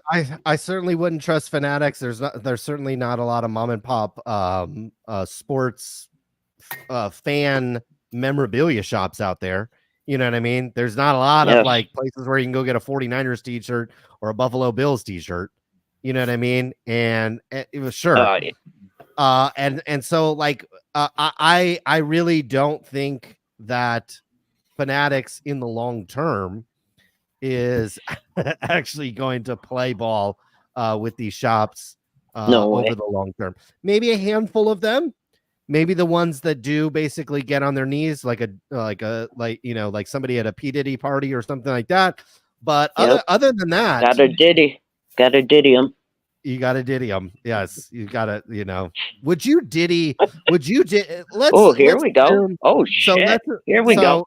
Let's assume you have some allocation. Would you diddy Fanatics? No. Okay. All right. No, I've never kissed anybody's ass in my life. I'm not going to start with Fanatics. Okay. I'd rather just do what I'm doing. If you want the truth, I don't want to be involved with that. If you want it, I just don't want to be involved with any of those people. If I learned anything from the Jeff Wilson experience, it's to distance myself from those kind of people. Okay. All right. But I would like to diddy with Leonardo DiCaprio. If you have an inside line on him, you could let me know or tell him about the sex bus. Well, I mean, hey, if Leo wants to come on the sex bus and drag a couple of groupies along with him, we're certainly not gonna stop him from doing that. That's for sure. It's just how I feel about Diddy and Leonardo. That's all. Okay. I'm sure he's on a couple of those tapes. It wouldn't surprise me. Jesus. Do you think that the social media aspect of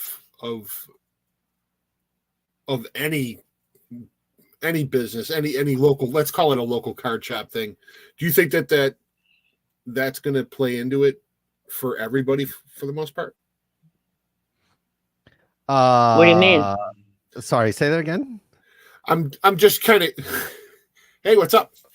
Hey, Ryan. I'm just wondering, do you think that the social media aspect that Fanatics is kind of favoring, do you think that will play into the amount of allocation that they allow for? Without a doubt. Yeah, and look, I think social media, and look, one of the things that Rob said was he used to advertise in the yellow pages. You know what I mean? And that at one time was an effective way to advertise. And I think these days social media is now the yellow pages. It's like an ad in a newspaper. It's like an ad in a magazine. It's like an ad on the morning news or whatever. That's where people consume. If you look at like hours spent in a day, you're working part of the time, you're with your children some of the time, you're driving some of the time. And if you watch sports card radio, you're driving and watching sports card radio at the same time. But I don't know, people, the average time spent on TikTok and Instagram for a whole day. If you look, it tells you on your phone, like your phone will tell you, it's a huge amount of time. And so I don't blame a company saying, hey, you need to have a presence here. You need to bring something to the table on social media. Otherwise, we don't need to play ball with you. And look, not every shop is going to be able to do that. And not every shop needs to do that. Not every shop needs to. The guy that's not on social media is probably selling 54 Bowman Commons.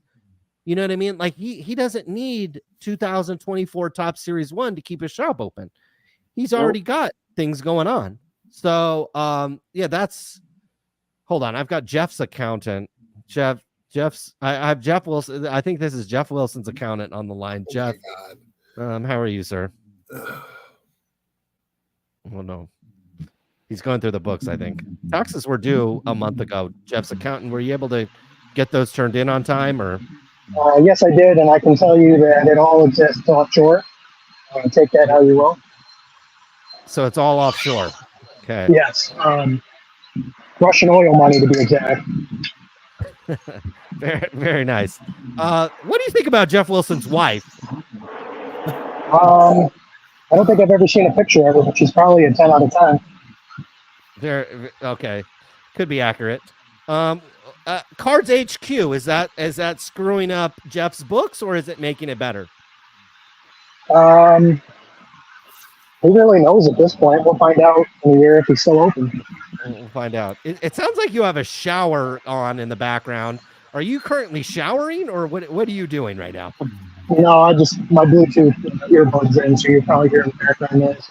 Bluetooth. Did you buy the Bluetooth back in 1995, or is it a newer Bluetooth?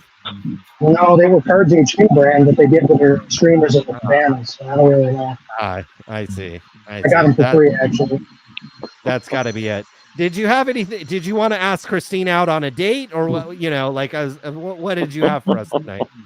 No, I actually wanted to join on the Shit on Dave and Adams parade because it looks like Dave and Christine are in Buffalo, and I live around there too, so very familiar nice. with DA. And Dave was pretty much right. I mean, it's an older building, got that mold smell to it. They share it with a lumber company, so it's not even theirs. You could say they rent it, for sure.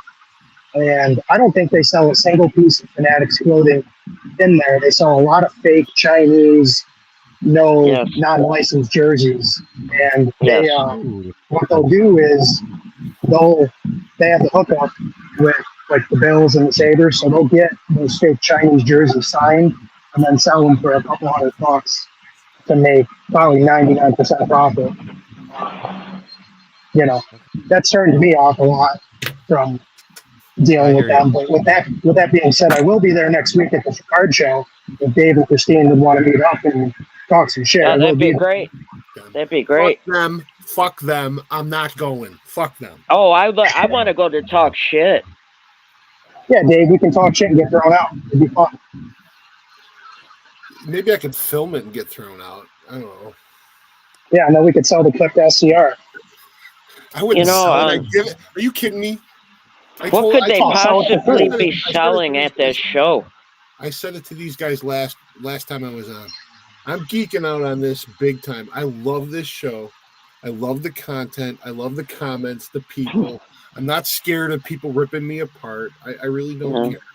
And if I was to do something like that, I'd just hand it over to them so that everybody could have a blast with it. Yeah, I got a couple Connor Bedard rookies on the scam some kids. Who knows? If I cared about what people said about me, I definitely wouldn't be on the show again. That's especially because Alejandro, get me started with him. Yeah, don't get me started either. Oh, God. But you know, I don't care what people say. It takes a lot for a woman to come on a mostly all-man show. Well, Rhonda's in the house, and I want to say what I have to say. And I told you guys what drew me to you in the first place was honesty. We're definitely honest about. Jeff, I have to be honest. Your connections on your BlackBerry is a little rough, so I'm going to keep no you. problem. But Thank you. thanks for joining in. Should call out his BlackBerry. Yeah. Jesus. Yes. Ryan, hold on. I'll be right back. Can you carry the bus? Carry the load for a minute, please. How you doing, Ryan? We'll see how that's the guy. That comment right there. Oh, sorry, Ryan. Go ahead. How are you? Hey, everything's great with me. I might be still on the McDonald's Wi-Fi, so that's fine. How did you survive that interview? Oh, easy. I mean, I know the chat's probably giving Rob a hard time because he's passionate about the business, and he's got a business to run, so he's got to be positive. But I've been a fan of Burbank Sports Cards for well over a decade. When I first heard him talk at the Beckett Industry Summit, probably in 2013 or 2014. Always been a fan of the business. And if I were to start a card shop, it would look a lot like that back warehouse where it'd be filled with common cards that are priced from $1 to $10, and you're filling orders for people who. No, go ahead. You're filling orders that are small. You're filling orders that are tiny. So, cards that aren't the high end cards that you aren't chasing and stuff like that. So I just actually met up with Sasha T and Showtime Cards. That's why I was back on the stream. So, they were commenting on the chat room. So the chat is probably why we don't actually get very many guests onto the show. So for better or worse, might be for the better. It's what makes the program special. It's really the great equalizer of the sports card world at this point. Is that before these guys could just prance around at these shows, could prance around on YouTube, can prance around on social media and do and say whatever they want. Now every Thursday you tune in and you get absolutely eviscerated by either us or the chat room of this stream. And I think that's become, you want to talk about influence. Chat has as much influence as anybody in the hobby. How did you feel about him pumping up Jeff Wilson like that? How did you feel about that? I don't have a problem with it at all. I think guys who have hobby shops and who have 25 employees and who have overhead, they're not going to get caught up in the minutia of what Jeff Wilson says or what Jeff Wilson does. I don't have if people like Jeff or like his content, watch some of Jeff's content and I like it. I don't have a problem with it. I don't have a problem with it at all. I think our problem with Jeff is a lot of times what he's either passively aggressively said about us or the lawsuit he sent over 3 days before Christmas. So if Jeff never sued, we probably wouldn't be talking about him. Go ahead, Dave. Oh, I didn't want to interrupt you. I agree that, as a viewer watching your videos and seeing that, the transition where we all thought that Golden was the bad guy and we didn't want to be friends with him. You've made us look at his stuff and see it as ugly.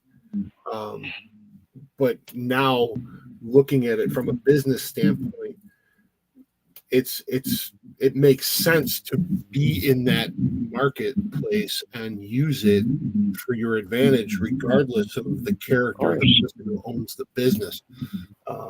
And looking at it from that point, how can you call that a bad thing? Calling Jeff a good guy or bad guy makes no difference. If you can make money off of his dumb ass, well, then go ahead and do so. But if you can't, well, once you can't do anything with him or use him for any reason, then you know what? Dump his ass and move on to the next guy who will. Money is money. I understand. Like I told you guys before, I'm not into this flipping attitude that is in the business now, or in the hobby as we call it.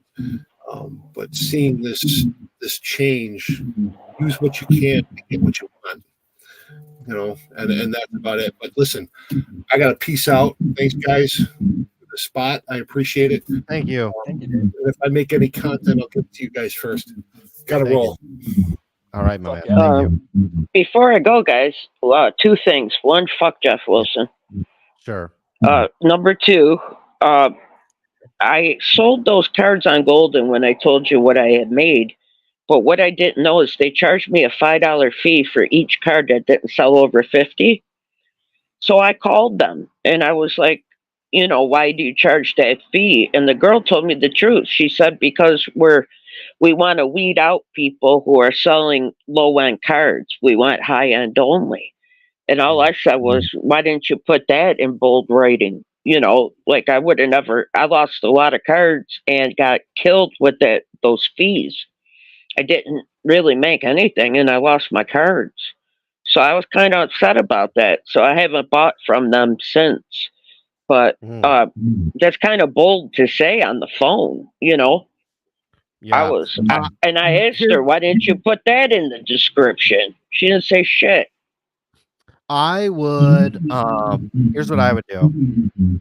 Email, I think, is it ken@golden.com? Find Ken's email address and email him and tell him you'll be on Sports Card Radio complaining. Yes. And I don't have a problem with that. And see if you get a response. That's who am I emailing? What's his email? I would email Ken directly. Find Ken Golden's email. I don't know off the top of my head. Find Ken Golden's email. Explain the situation. Explain that it wasn't explicitly laid out. $5 under. Oops, sorry. $5 under 50 seems a little rich to me. I would email him that, and at the very least, maybe we can get you some store credit at Golden or something like that. He's going to say, what do I care what she thinks? I'm rich. He doesn't give a shit what I think. Well, just tell him that you'll be on Sports Card Radio complaining about it, and maybe that'll work. I mean, it's his business, and she was very bold about it. She didn't hide it, so I'm sure that's what he told his employees. I'm sure. I mean, I'll still email him. I have no problem with that, as you know. Give it a shot. I'm not promising anything here. Give it a shot and see what happens. That's what I would say. I could try. But thank you for tonight, fellas. I appreciate it. Colin, Ryan, Tim. Looking forward to see you guys on the sex bus. And have a good evening, fellas. Take care. Okay. Thank you. Yeah, we are looking forward to that. No, I can't wait. Oh, I thought I was off camera. Sorry. Oh my god. Hang up. Okay, guys. Gentlemen. The chat was killing you guys. I mean, they were absolutely destroying you guys in the Burbank sports cards. They thought that was the most simp episode that we've ever done. They were asking me to like there's that old, you know, like you get the cane and you like get the comedian off the stage or whatever, like pull the curtains They were trying to get me to pull the curtains for about 30 minutes on that one. You know, I mean, like, you know, what's his name? What Rob is a talker. Rob's a talker. Yeah, he doesn't leave a lot of room for you to get in there and add your bits. What'd you think, Tim, about him simping for Jeff Wilson? And I mean, Mojo, whatever. You know what I mean? Like Mojo, forget about it, you know. But for Jeff to simp for Jeff Wilson, somebody that is in, I wouldn't say direct competition with him, but they're more or less in the same business. What'd you think about that? I thought I think he approaches it from a different perspective is what I think is because he did show us his operations and how everything runs and the system and all this stuff, right, that he talked about. So because he approaches it from the standpoint of the business owner, like I see like why he's like, oh yeah, I think he's doing good. But like, yeah, like I thought it was just too much of like just one person talking, I guess. It was just hard to like kind of have a conversation. But I mean, we kind of like we did talk about all this stuff when we first got to the shop. And then we kind of knew like things that he would talk about and things. So that's why Ryan was like asking the questions like that. And so, you know, and there's also things that he told us in private that are pretty big in general. So like what? I don't think I can say, but yeah, they just what do they relate to? What do they relate to? What at least give us a little tease. Like the expansion of how they would expand, how they would actually be doing it and doing it properly. And it all made sense, honestly, from like also a business owner standpoint, you know? So I wasn't a fan of like him simping for Jeff like the whole time like that, but I could see like his point of view. Sure. And do you think Ryan should have actually asked some hardball questions instead of sitting there and basically simping for him the whole time? I think it was just a tough spot to be in, and you don't want to be disrespectful like in there. Sure, you know, just a business and things like that. In his own house, like in his house. You know, it's like going over. We are not trying to cause trouble like that. That was never our intention with any of this in the first place. Exactly. And so I mean, I thought it was a really awesome day, and I thought like getting to know his shop and like I heard what the other people were saying that got on the call after, but like I mean, I think it's just comes down to perspective.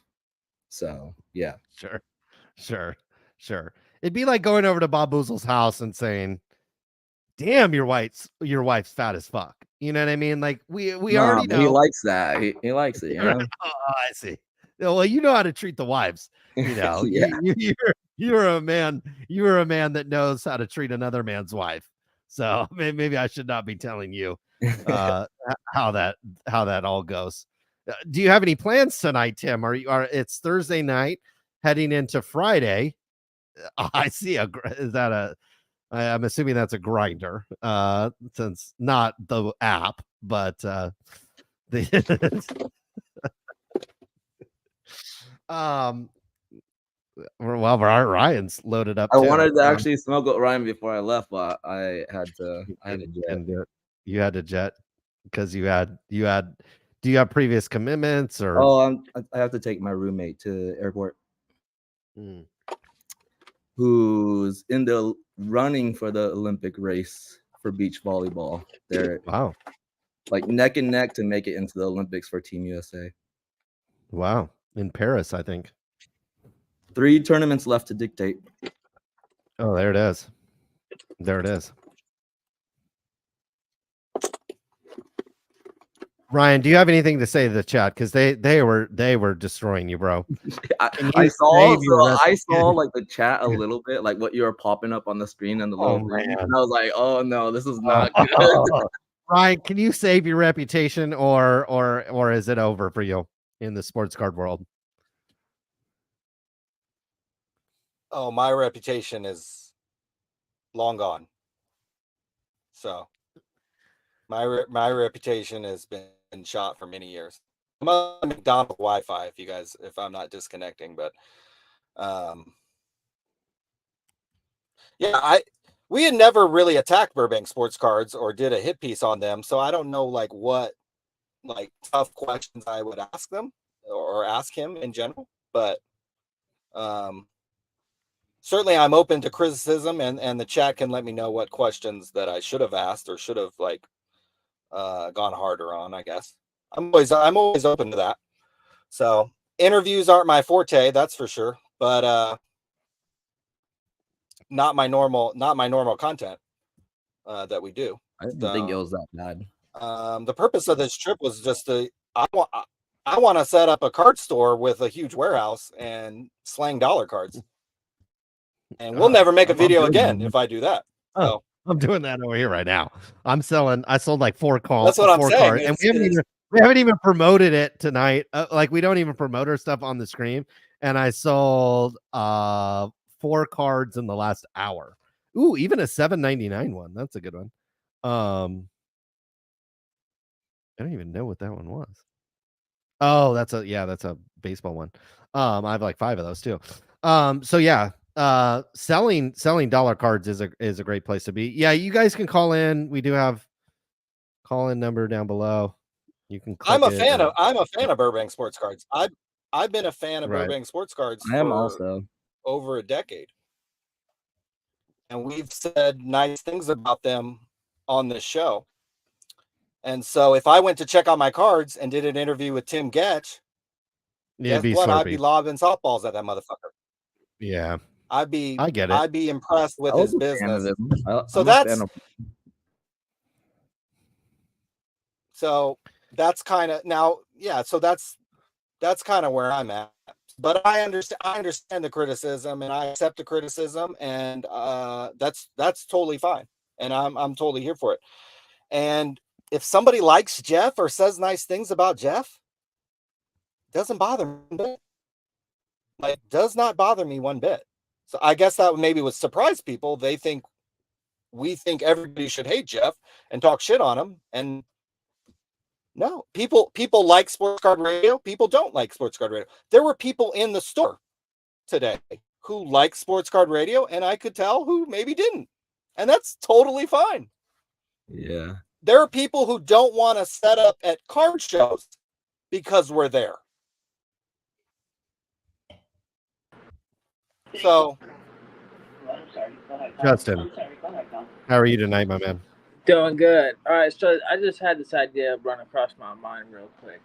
Okay. I think Jeff Wilson intentionally built this model of a card store to get a buyout from Topps and Fanatics and make that the blueprint for card stores, for it to be like the mainline corporate takeover for card shops.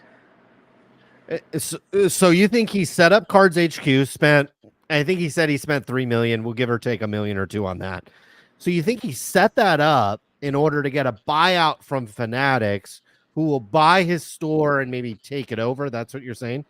Yeah, and that's why this Fanatics thing is talking about this grading scale for card shops to get allocation, is because they're going to do buyouts of the biggest card shops across the country. How much do you think his card shop is worth if he were to sell it? He put $3 million into it. Do you think it's already worth that much, or how much do you think he would be able to sell it for? I think it's it's definitely profitable for him to sell now. I mean, just as like the social media following, just that following alone is worth money. That's true. I mean, it's literally the blueprint for future card shops. I mean, just all the literature they're putting out, like Topps and Fanatics right now, like everything they're saying at these conventions, I think it's all gearing towards just one corporate takeover for I mean, brick and mortars are dying. The mom and pop things are dying. Like, they want a monopoly over everything. And I think Jeff Wilson saw an in and saw a bigger picture than just that one card store. I see. Just something to think about. I don't know. I'm definitely thinking about that. The other thing I'm thinking about is Justin, do you have a job? No, he's gone. He didn't. Apparently, right when you asked. The answer to that is no. I was going to get into the job and the girlfriend, but unfortunately, hold on, listen, my man. Hey, how we doing, dog? Yeah. So you've got two. You're going to buy farm acres. What are you going to grow on your farm? That's what I'm wondering. Well, it depends where I buy my property at, but I'm considering South Florida, and I would love to grow like orange trees and bananas, just because it's just something I love to eat. So you're gonna grow orange trees or bananas in South Florida? Probably both. I don't know. I mean, it's not a solid plan yet, but wherever I go, it's more like for a hobby garden. It's not a market garden, you know. Okay. But I've been considering. I just want to, because I'm in Springfield, Illinois, and I'm getting tired of the winters and the cold weather. So I would just like to go south. I've been considering Florida, Alabama, Texas, or Arizona. Oh, okay. Yeah. Do you have a wife? No wife. Oh, so you don't even have to worry about that. So you can go out. Do you have an ex-wife? No ex-wife. Okay, so you're completely free and clear, as they like to say. Yes, I am. So when you go to, let's say you go to South Florida, I think some of the other, you're talking about Arizona. What else is involved other than the farmland? South Florida doesn't strike me as, maybe orange trees, but Arizona doesn't strike me as a place with farmland. Yeah, it's they call it greening the desert. I don't know if you guys heard that term, greening the desert. I have not. But it's a way you could do it with Arizona, and it depends on what area it is in Arizona. And so I just been influenced by watching YouTube videos. Not to say that I have any expert farming experience, but it's just something I have a passion for. Yeah. And so I've seen other people. They got this guy called Frugal Off Grid, who's in Arizona, and he's growing different things, and he got some livestock, and it just looks interesting. Something I would like to do because I own my home, and so I would just like to take my spare money and buy 2 to 5 acres and just have a hobby farm, and then I can travel there over the winter time. And then I can come back here during the summer. So wait a second. Wait. Sure. So you own your home outright in Illinois, yes. Right? In Illinois, yes. Okay. And so where are you going to raise this? Where are you going to raise the money to buy the farmland? That's where I'm selling my sports car collection. Okay. Okay. And so you've been going to these shows, and one thing that you pointed out when you went to these shows is there's a lot of people there that are spending $150 to make 50. So true. I mean, you could even inflate that number and say people are spending $15,000 on Jordan Walker, from the St. Louis Cardinals, Jordan Walker, PSA 10 autos, and they spent maybe $15,000. And the guy only played 15 pro games, and then this year he's back in the minor leagues.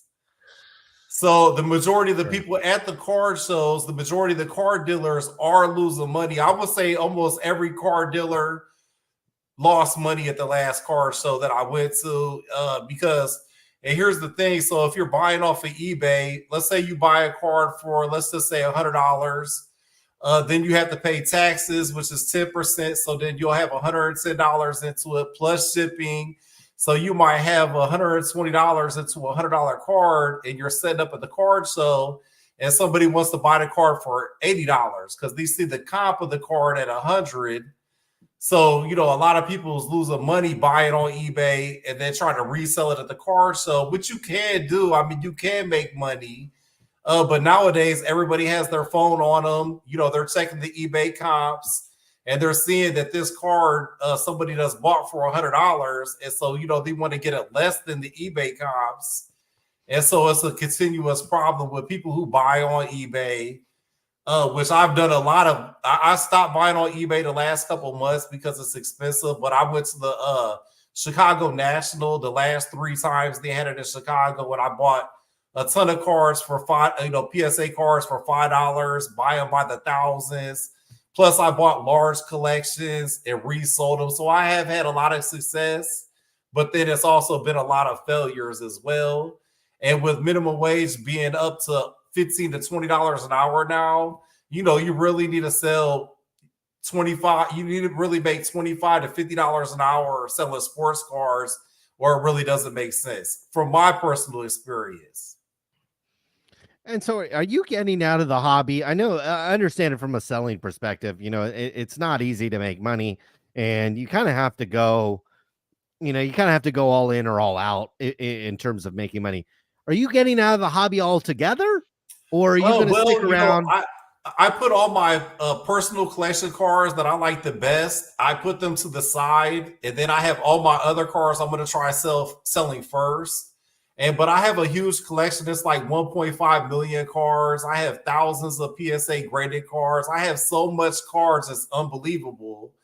And so, but I put my cars I like the most, like professional wrestling cards. I got like Hulk Hogan auto, Ric Flair autograph. I got some very rare wrestling cards, high grade from the Wrestling All-Star sets. If you guys are familiar with that, Andre the Giant. And then I have a bunch of American Indian cards, like 1933 Gaudi American Indians. I love that set. And I got some really rare ones. Plus, I got some 1888 Allen and Ginter cards. That's pretty rare, PSA graded. I have the 1948 Leaf cards. I have hundreds of 1948 Leaf cards. I have them put to the side, and I'm gonna sell them last. And then in the meantime, I'm gonna sell all my other cards. And my strategy is, I just got back on Facebook. I haven't been on social media for a very long time, but I got on there to sell on Marketplace to sell locally. And then also, I'm having a car over Memorial Day weekend. I'm gonna have a car show in my garage, a garage sale, an antique sale, and a barbecue. And then hopefully that way I can sell a lot of cars. So I'm just trying any which way to get out, and really, because I bought too many cars in 2018, 2019. I bought so much cards that it's just overwhelming as a collector, because that's what I was doing at first, buying just to collect. And then, you know, I started doing card shows, and it's a lot of time and effort that goes into doing the card shows, but there's not a lot of reward. Sure. Okay, so you say you got all these cards. Where'd you get the money to buy all these cards? Because all this stuff costs money. It does. I had my life savings that I had saved up, and so I just had I had my house paid for, you know, so I was just able to save a lot of money up. And then so my ex-girlfriend, she got me back into the hobby, because I started collecting cards in 1980, and I used to set up and do card shows from like 1985 to 1995. So I've been doing it for the longest time as a hobby, and it's been fun and everything. But I got back into the hobby in like 2018 and spent all my savings in 2018, 2019, and which was good in 2020. The market went really hot. I opened my eBay store up from 2019. I just closed my eBay store last month. Sold a bunch on eBay, but they took so much of a high percentage. Yeah. So you spent your life savings on baseball cards. Is that? I sad to admit, but yeah, I did. Is this why you have never been married? Do you think this has contributed to that? I was married and been divorced, but it has nothing to do with cars. I've been a minimalist. I never spent money in my life. Hold on. You've never spent money in your life, and then you spent but you then when you decided to spend your life savings, you spent it on baseball cards. I didn't decide to. It's just kind of something that happened. I went through, to be honest, a bad breakup. I had, you know, some personal issues going on, and I kind of just wanted to relive my childhood. and just bought some cars. I had some success early, and it's a really addicting type. You know, I never had no addictions in my life. I never did any drugs besides marijuana. And so I never had any kind of addictions. Okay. And so, but then I opened these cars, and it's just so exciting to rip packs and get cases and stuff like that. And so it was fun. James, I loved your video. I don't know, somebody sent it to me and I watched it and I was like, this guy's amazing. You talked about like you had to go to the car show instead of going to church. And I love that. I love going to church. I go to church every Sunday. And I love taking my walks. I walk like 5 to 10 miles a day. And so I had to give that stuff up to go to the car show just to lose money. Very frustrating. That would be frustrating. Equally as frustrating though is saving up a life savings and then dumping it into trading cards. Do you have any regrets doing that, or is it all water under the bridge at this point? Water under the bridge. And to be honest with you, I'm gonna break even or maybe even gain slightly ahead because I still have all the money I spent was in 2018, 2019, 2020. I spent a couple years buying on eBay. That was my biggest regret is buying on eBay. Buying on eBay is easy. Buying on eBay is dumb.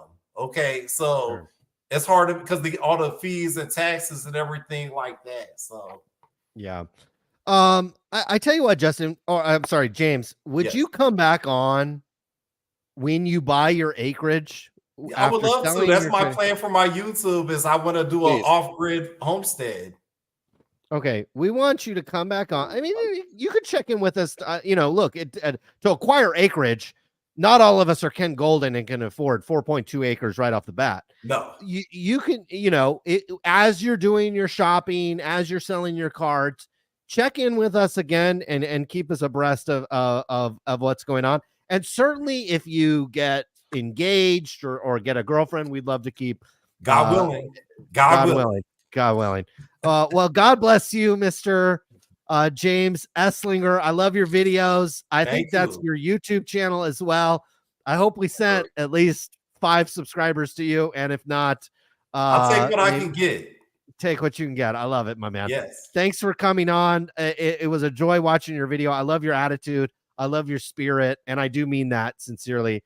I appreciate you guys for the like and the subscribe and the comment. That really made my whole week. It really lifted my spirits. Okay. All my friends watch your show. They're probably watching now. My phone's texting as we speak.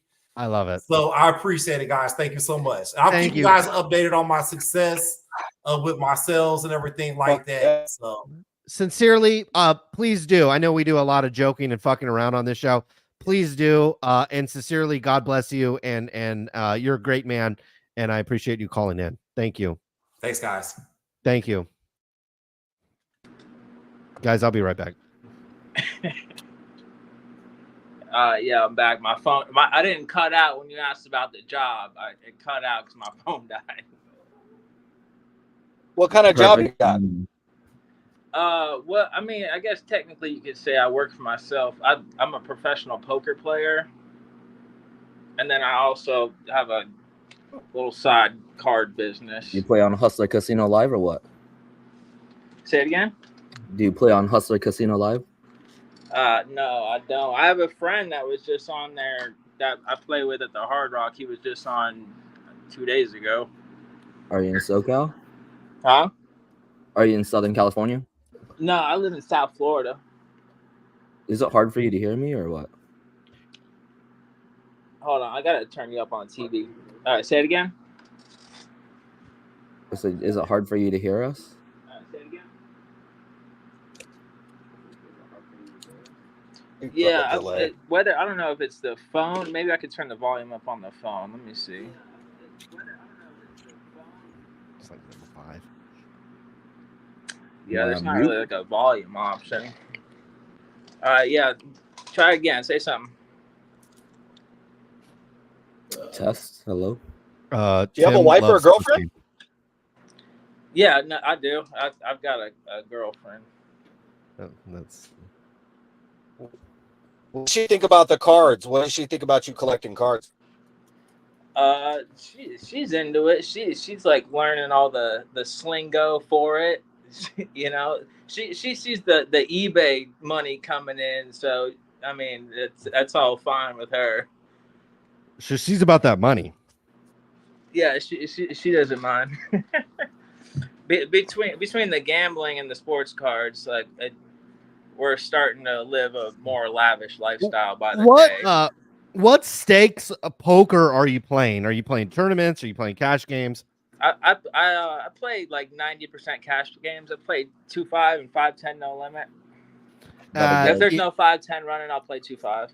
What's your casino of choice, if you're willing to divulge that? Seminole Hard Rock and Palm Beach Kennel Club. Okay. I live in South Florida.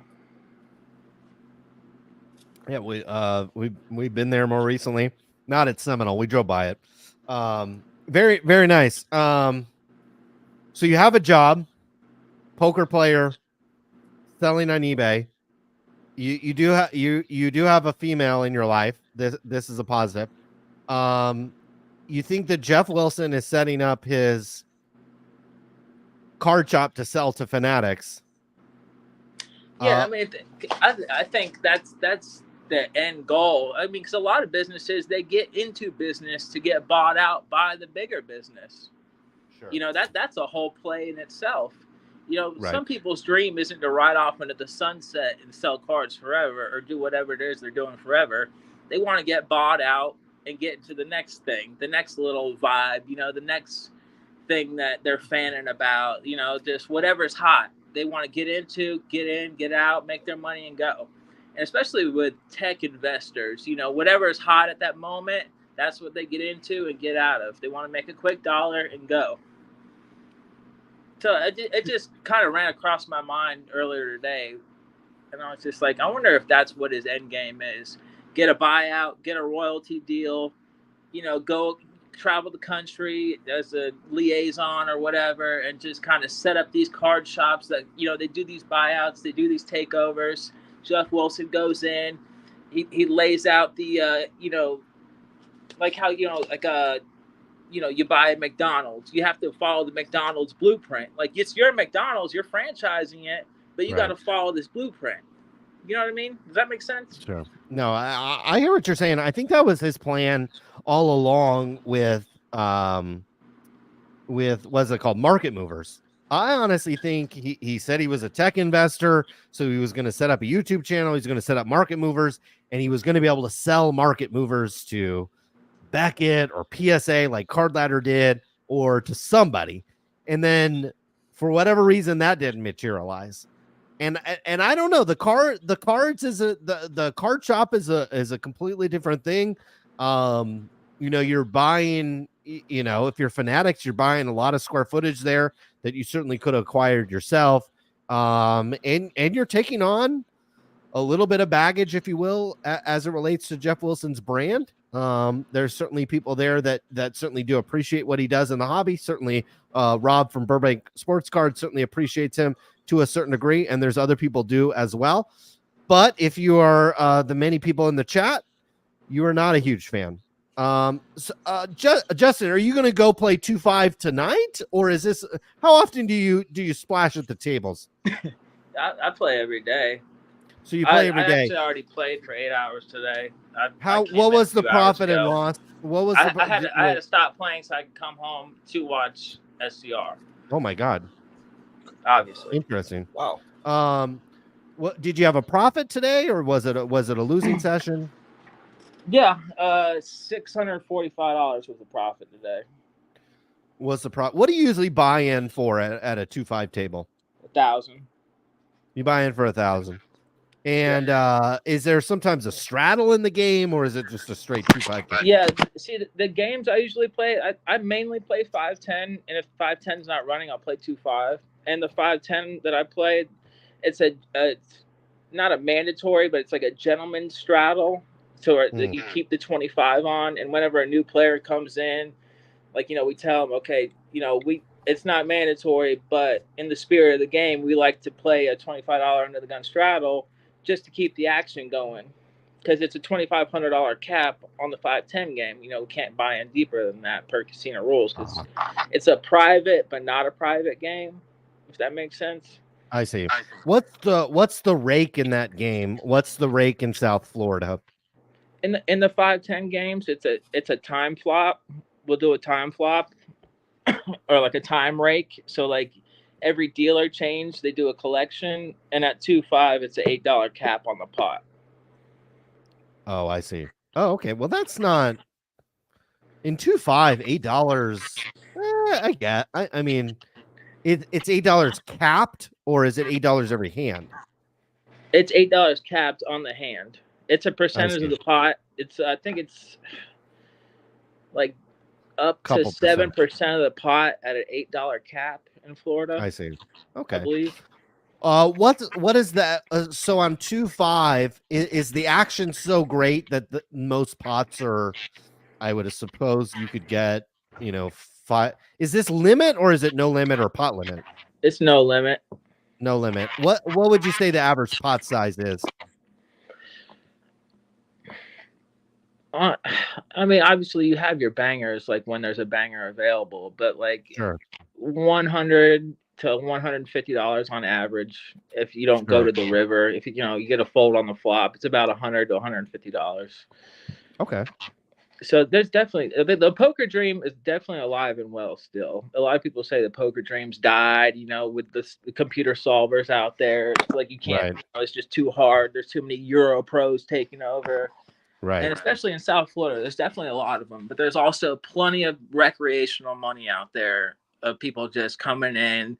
They watch a couple things on TV, and they want to throw some money around. And if you do it for a living like I do, you kind of just stay out of the other pros' ways, and then you just wait for those whales to come to the table and just kind of isolate them in hands. Interesting. Ryan and I used to play a fair amount of online poker back when I guess it wasn't legal, and we found that out at some point. But yeah, great times. Justin, anything else? The chat, I think, is neutral on you. I would say maybe neutral to positive on you. Anything else to say to the chat tonight?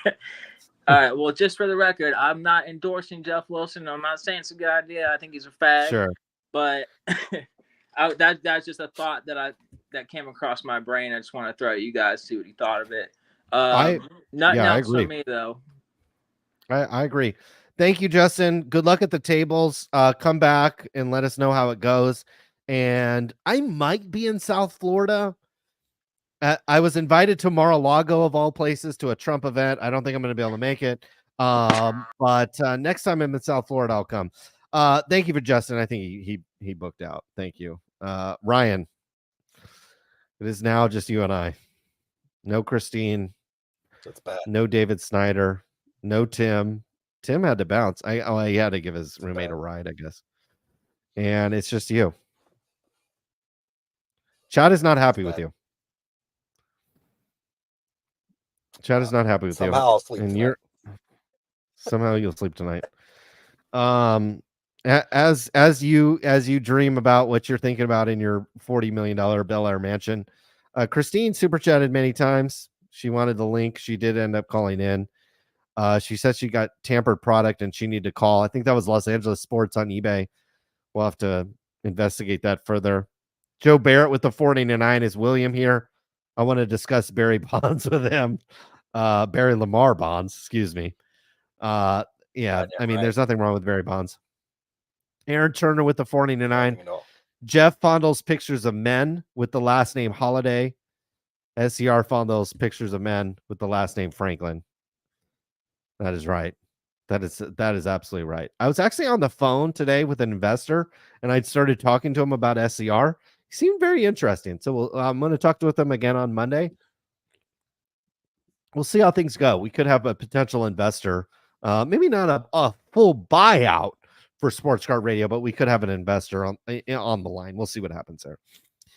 Christine needed a link to the chat. We hooked her up. She clearly came on. Star of the show. Robbie Mills, who's a bigger jerk, Santiago or the chasing cardboard guy? I mean, I don't know. I think both are pretty much tools in a craftsman toolbox, to be honest with you. That's just what I have to say. I'm on hold. Christine was fired up in the chat tonight. And I think she came on and aired her grievances. Philip Fabiano with the $10. Rob Veras complimenting Jeff Wilson and Fanatics and partnering with Mojo. Very disappointing. Philip's not happy. I thought this guy wanted to be the best for the hobby, not grifters and monopolies. At this point, you got to simp for Fanatics. If you want that allocation, if you want that attention, going forward, guys, everybody's going to simp for Fanatics. Everybody's going to simp for Fanatics. And it reminds me a little bit of the early days, honestly, of when social media started to take form. Everybody simp for tops for free oftentimes. People would get on and people do it these days for other companies. Like I'll get on here and I might simp for Louis Vuitton tonight and Rolex, and they don't I have to buy their products. But there's going to be a lot of simping for Fanatics, guys. It is batting practice for simping for Fanatics. We haven't even started the game yet. So believe me, it's gonna get bigger and bigger. Thank you, Philip. Appreciate that. Joe Alt Collection on the gram. He says he's looking for one of ones. Guys, find Joe Alt Connection on Instagram. And he needs your one of ones. He needs Bowman Chrome U, dual one of ones. I don't even know what that last part is, honestly. Maybe that's my own ignorance. Jay Cyrus with the $5, Mr. Well, I mean, Olu Fashanu. If it's a female, it's probably not wildly attractive. Mr. Vera said something on IG in 2021 that really changed my mentality and strategy. He said, no dead inventory. I had about 80,000 cards, now 600. And yeah, you should be selling through your inventory. If you got stuff lifted and ain't selling, just during the show tonight, I've sold, I'll tell you in a moment. I'm pulling up this is thrilling, guys. This is thrilling radio. You can see I'm not selling a ton. You know what I mean? Like I'm not selling big dollar amount, but 1, 2, 3, 4, he bought 3 cards, 5, 6, sold 6 cards in 3 hours. I only have like 700 or 800 cards listed. So wait, like my goal is to like 10x how much I have listed. And like right now I only have 750 active listings. And so my goal is to not next month, but by the end of the year, have 5,000 or 6,000 listings. And you're going to be selling probably, honestly, if you have it priced right, 10 to 15 items a day, easy. And if you're making, and 10 to 15 items doesn't sound like a lot, maybe it's a little more than that on paydays and stuff, you're going to be making $40 a day. That's $1,200 out here in California, guys. I'll take $1,200 on baseball cards. Ask this guy if gambling breaking is so bad. Why is the hobby more popular today than it ever was? Ask him why the hobby was stagnant for 20 plus years. I don't know. I don't know if breaking has, if that has made the hobby more popular than ever. I think it's helped, but you could argue in some ways that it's hurt it, that it's actually made the products more expensive and harder to get. And if stuff was cheaper and easier to get, unopened wax, I'm talking about, if unopened wax was cheaper and easier to get, like you didn't have to shoot somebody with your 9mm at Target in order to get it, let alone Fanatics, how much more popular would the hobby be? So I think there's both arguments.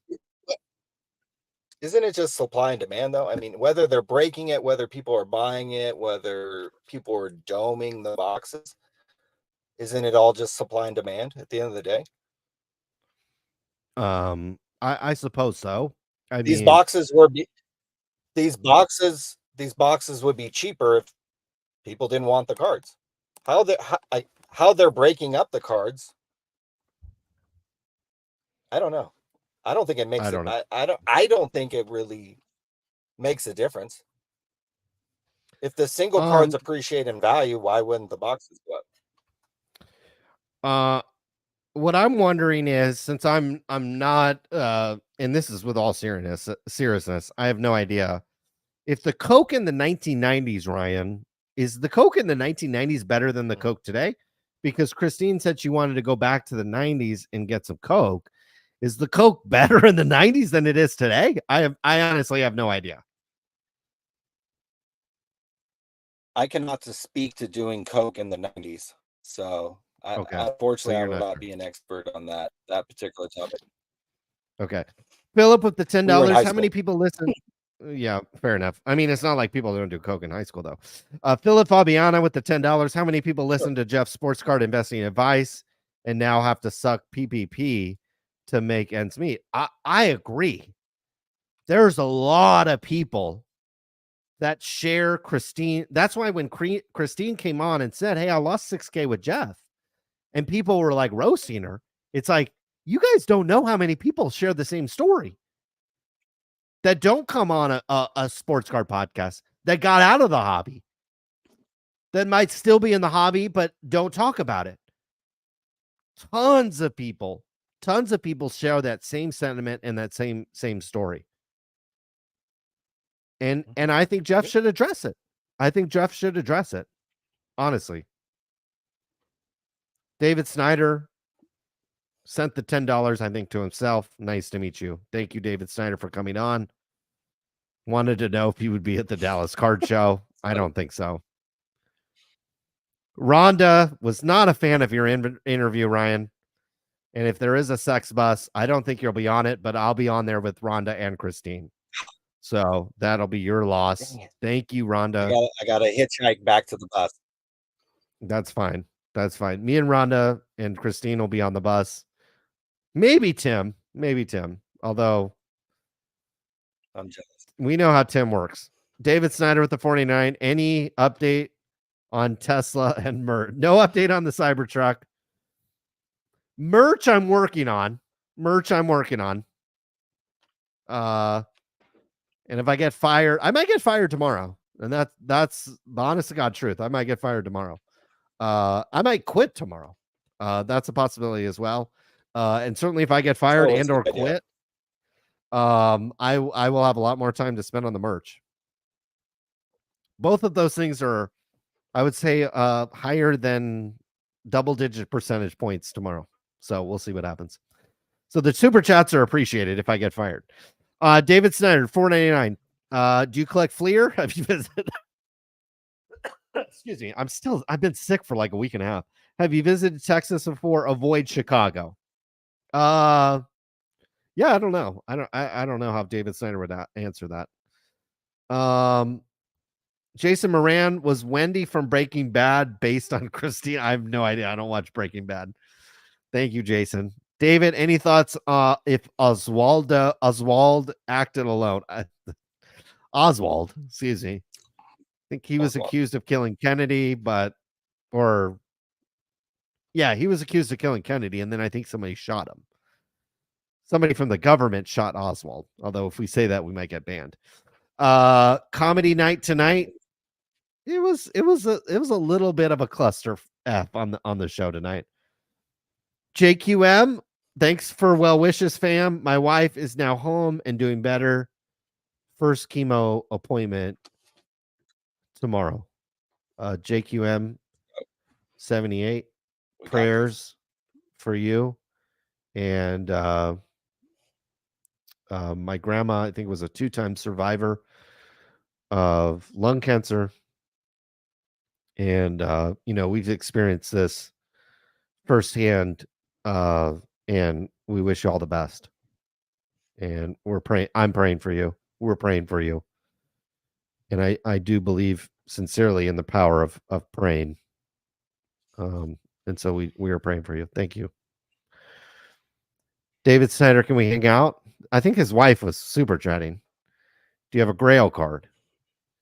Jason wanted Christine to talk for 34 more seconds because he needed to finish. Yep. So that clearly needed a release.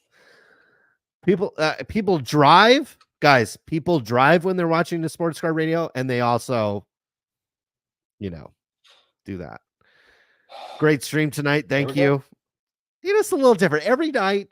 Sports car radio is a little bit like a relationship, Ryan. Wouldn't you say? It's a little bit like the drama TV shows on TV. You don't know what you're going to get. Ooh. Some nights it's going to be maybe a little less drama, really toned down. And then some nights it's going to be really bad. Yeah, some nights it's going to be a little out of control. I would say tonight was a little out of control. I was on here by myself. I was like, fucking, I don't know what's going on in the sports car world. But I can get on a live stream and start talking. And then you came on, and speaking of talking, Mr. Rob got on, and he wouldn't stop talking. And the chat just couldn't have enough of that. Autodidact University, Fake Rock Autos, Ben Simmons, Rookies, over Wembanyama. Ryan, you're a big fan. You're a big fan of Wembanyama. You think Wembanyama is the man? Easy titles. Buying. All right. Period. Christine with another $2. Christine's a star of the show, more or less a part of the family at this point. Can we talk about how you only sold card supplies when your shop went under? You never sold card. None of that is actually true. I sold card supplies on Amazon during the pandemic and crushed it. You guys wonder how I get my Rolexes. Thank you, Ultra Pro. And thank you, what's the Ultimate Guard? Crushed it. Probably made $100,000 in 3 years selling sports card supplies. Our card shop went under 15 years ago, and it was during the great financial crisis. I'm not going to blame Wall Street. I'm not going to blame anybody but myself, but it was the great financial crisis, and we were located in the Central Valley, which, if you go back and look, was the hardest hit by the great financial crisis. And so it was a tough place to operate a business. I will also say the person that owned the building that we were renting our location, he lost the building. And so I feel fortunate. All I did was walk away from a card shop, and we didn't really even lose any money when we walked away from the card shop. Like, it's not like we lost money. You know what I mean? We might have put in like tens of thousands of bucks, but we got a lot of that back in the first year or two. We didn't own any property. We didn't have a mortgage. We didn't have a home. We didn't buy a house. I was driving a crappy car during that time. And afterwards, I was driving a crappy car. I was still in college. I was actually still taking college courses when we opened our card shop. So I was still a student when we opened a card shop. And since then, I have bought a house. I've started a family. I'm doing relatively well financially now. I have a job. I have people. I was on a Zoom call today with people that said, "Hey, Colin, instead of working at the job you're at now, come do this." I feel very blessed in my life. As long as I have my children, and as long as I have my wife and my family and the sports car radio chat, things are good. Things are good. Yeah, I have a nice watch or two. Yeah, I have money in the bank. Yeah, I have 2 Teslas. Yeah, I have, equity in my house or whatever. Yeah, I have stock investments. Who cares? I have memories. I learned a lot from the card shop. I had a lot of fun during that time, and don't regret a single moment of it. And businesses come and go, but at the end of the day, if it wasn't for the card shop going under, Ryan and I would not be sitting here with you guys today. The card shop going under was the reason why sports car radio started, and the millions of dollars that we've made on sports car radio, and that's not a joke, has contributed to both of us sitting here today. So it's a beautiful thing. This is a 350 square foot apartment that we set up sports car radio into. So balling. I'm in a part of my house now that is larger than the apartment that we lived in when we set up sports car radio. And you know what I mean? Like the room I'm in my house is the watch I wear occasionally is more money than we made during 2 years of running the sports car shop. Period. I feel very blessed, very fortunate in my life. I think, you know, and then once you have children in your life, money at that point means very little. It means very little.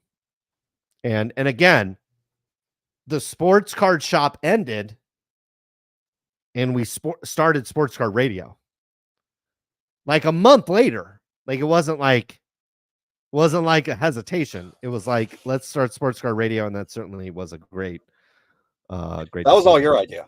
That was all your idea. Occasionally I have a good idea every once in a while. Folks, we've been live for 3 hours.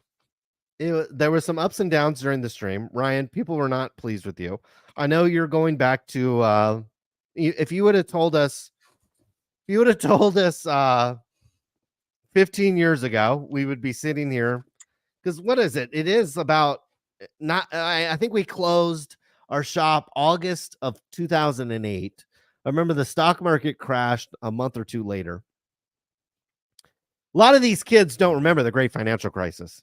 You know what I mean?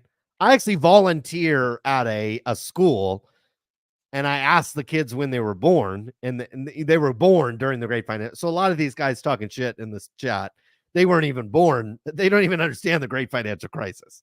Okay. They think COVID was the shit. It's like, no, go back to the great financial crisis.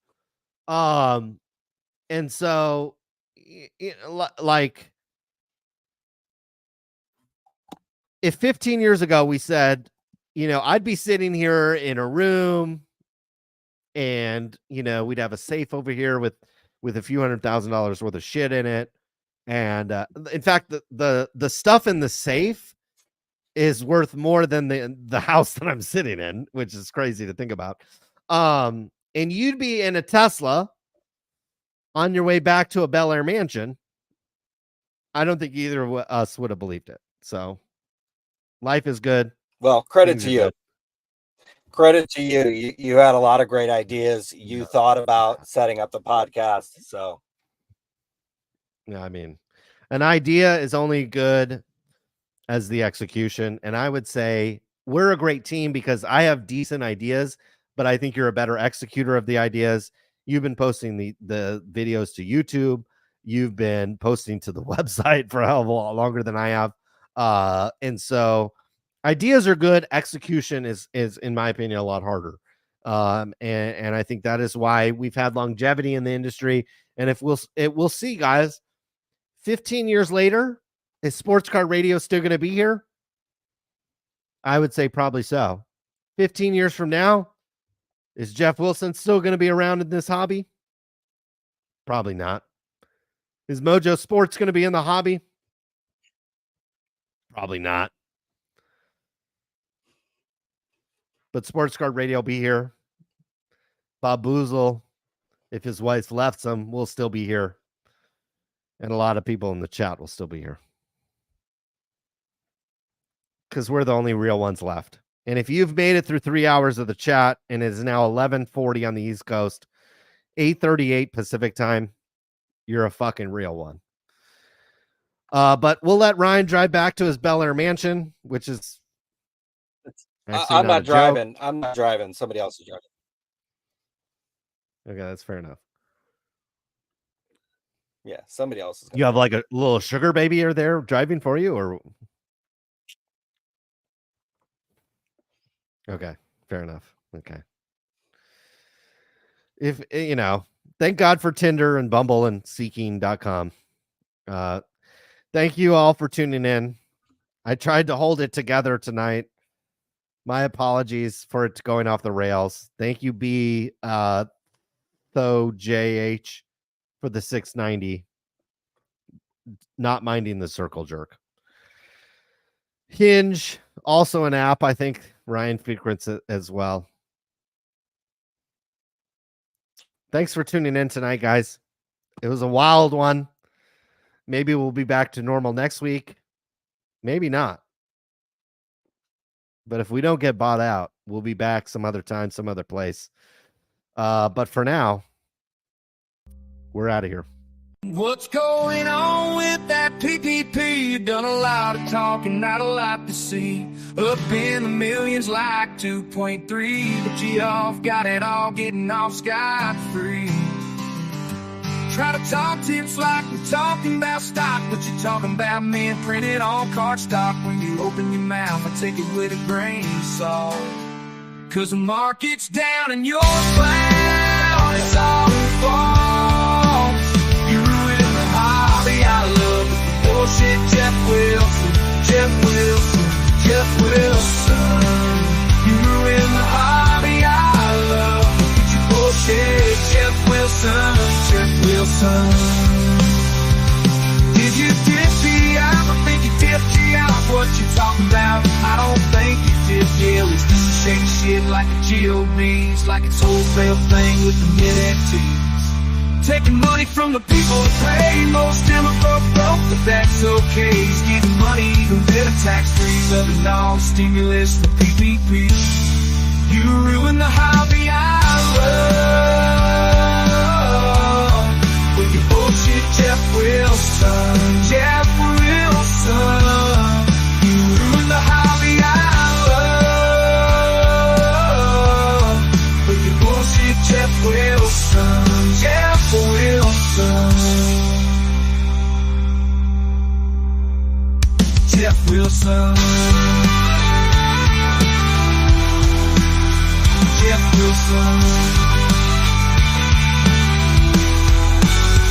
Jeff Wilson.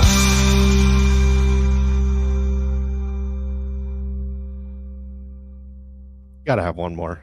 What's going on with that PPP? You done a lot of talking, not a lot to see. Up in the millions like 2.3, but you all got it all getting off scot-free. Try to talk tips like we're talking about stock, but you're talking about men printed on cardstock. When you open your mouth, I take it with a grain of salt. Cause the market's down and yours down, it's all your fault. You ruin the hobby I love with the bullshit. Jeff Wilson. You ruin the hobby I love with your bullshit. Jeff Wilson. Did you dip me out? I think you dipped you out. What you talking about? I don't think you did. Yeah, let's do shake shit like the GOBs, like it's wholesale thing with the mid-FTs. Taking money from the people that pay. Most of them are broke, but that's okay. He's getting money, even better tax-free. Loving all stimulus, the PPP. You ruin the hobby I love with your bullshit, Jeff Wilson. You ruin the hobby I love with your bullshit, Jeff Wilson. Jeff Wilson.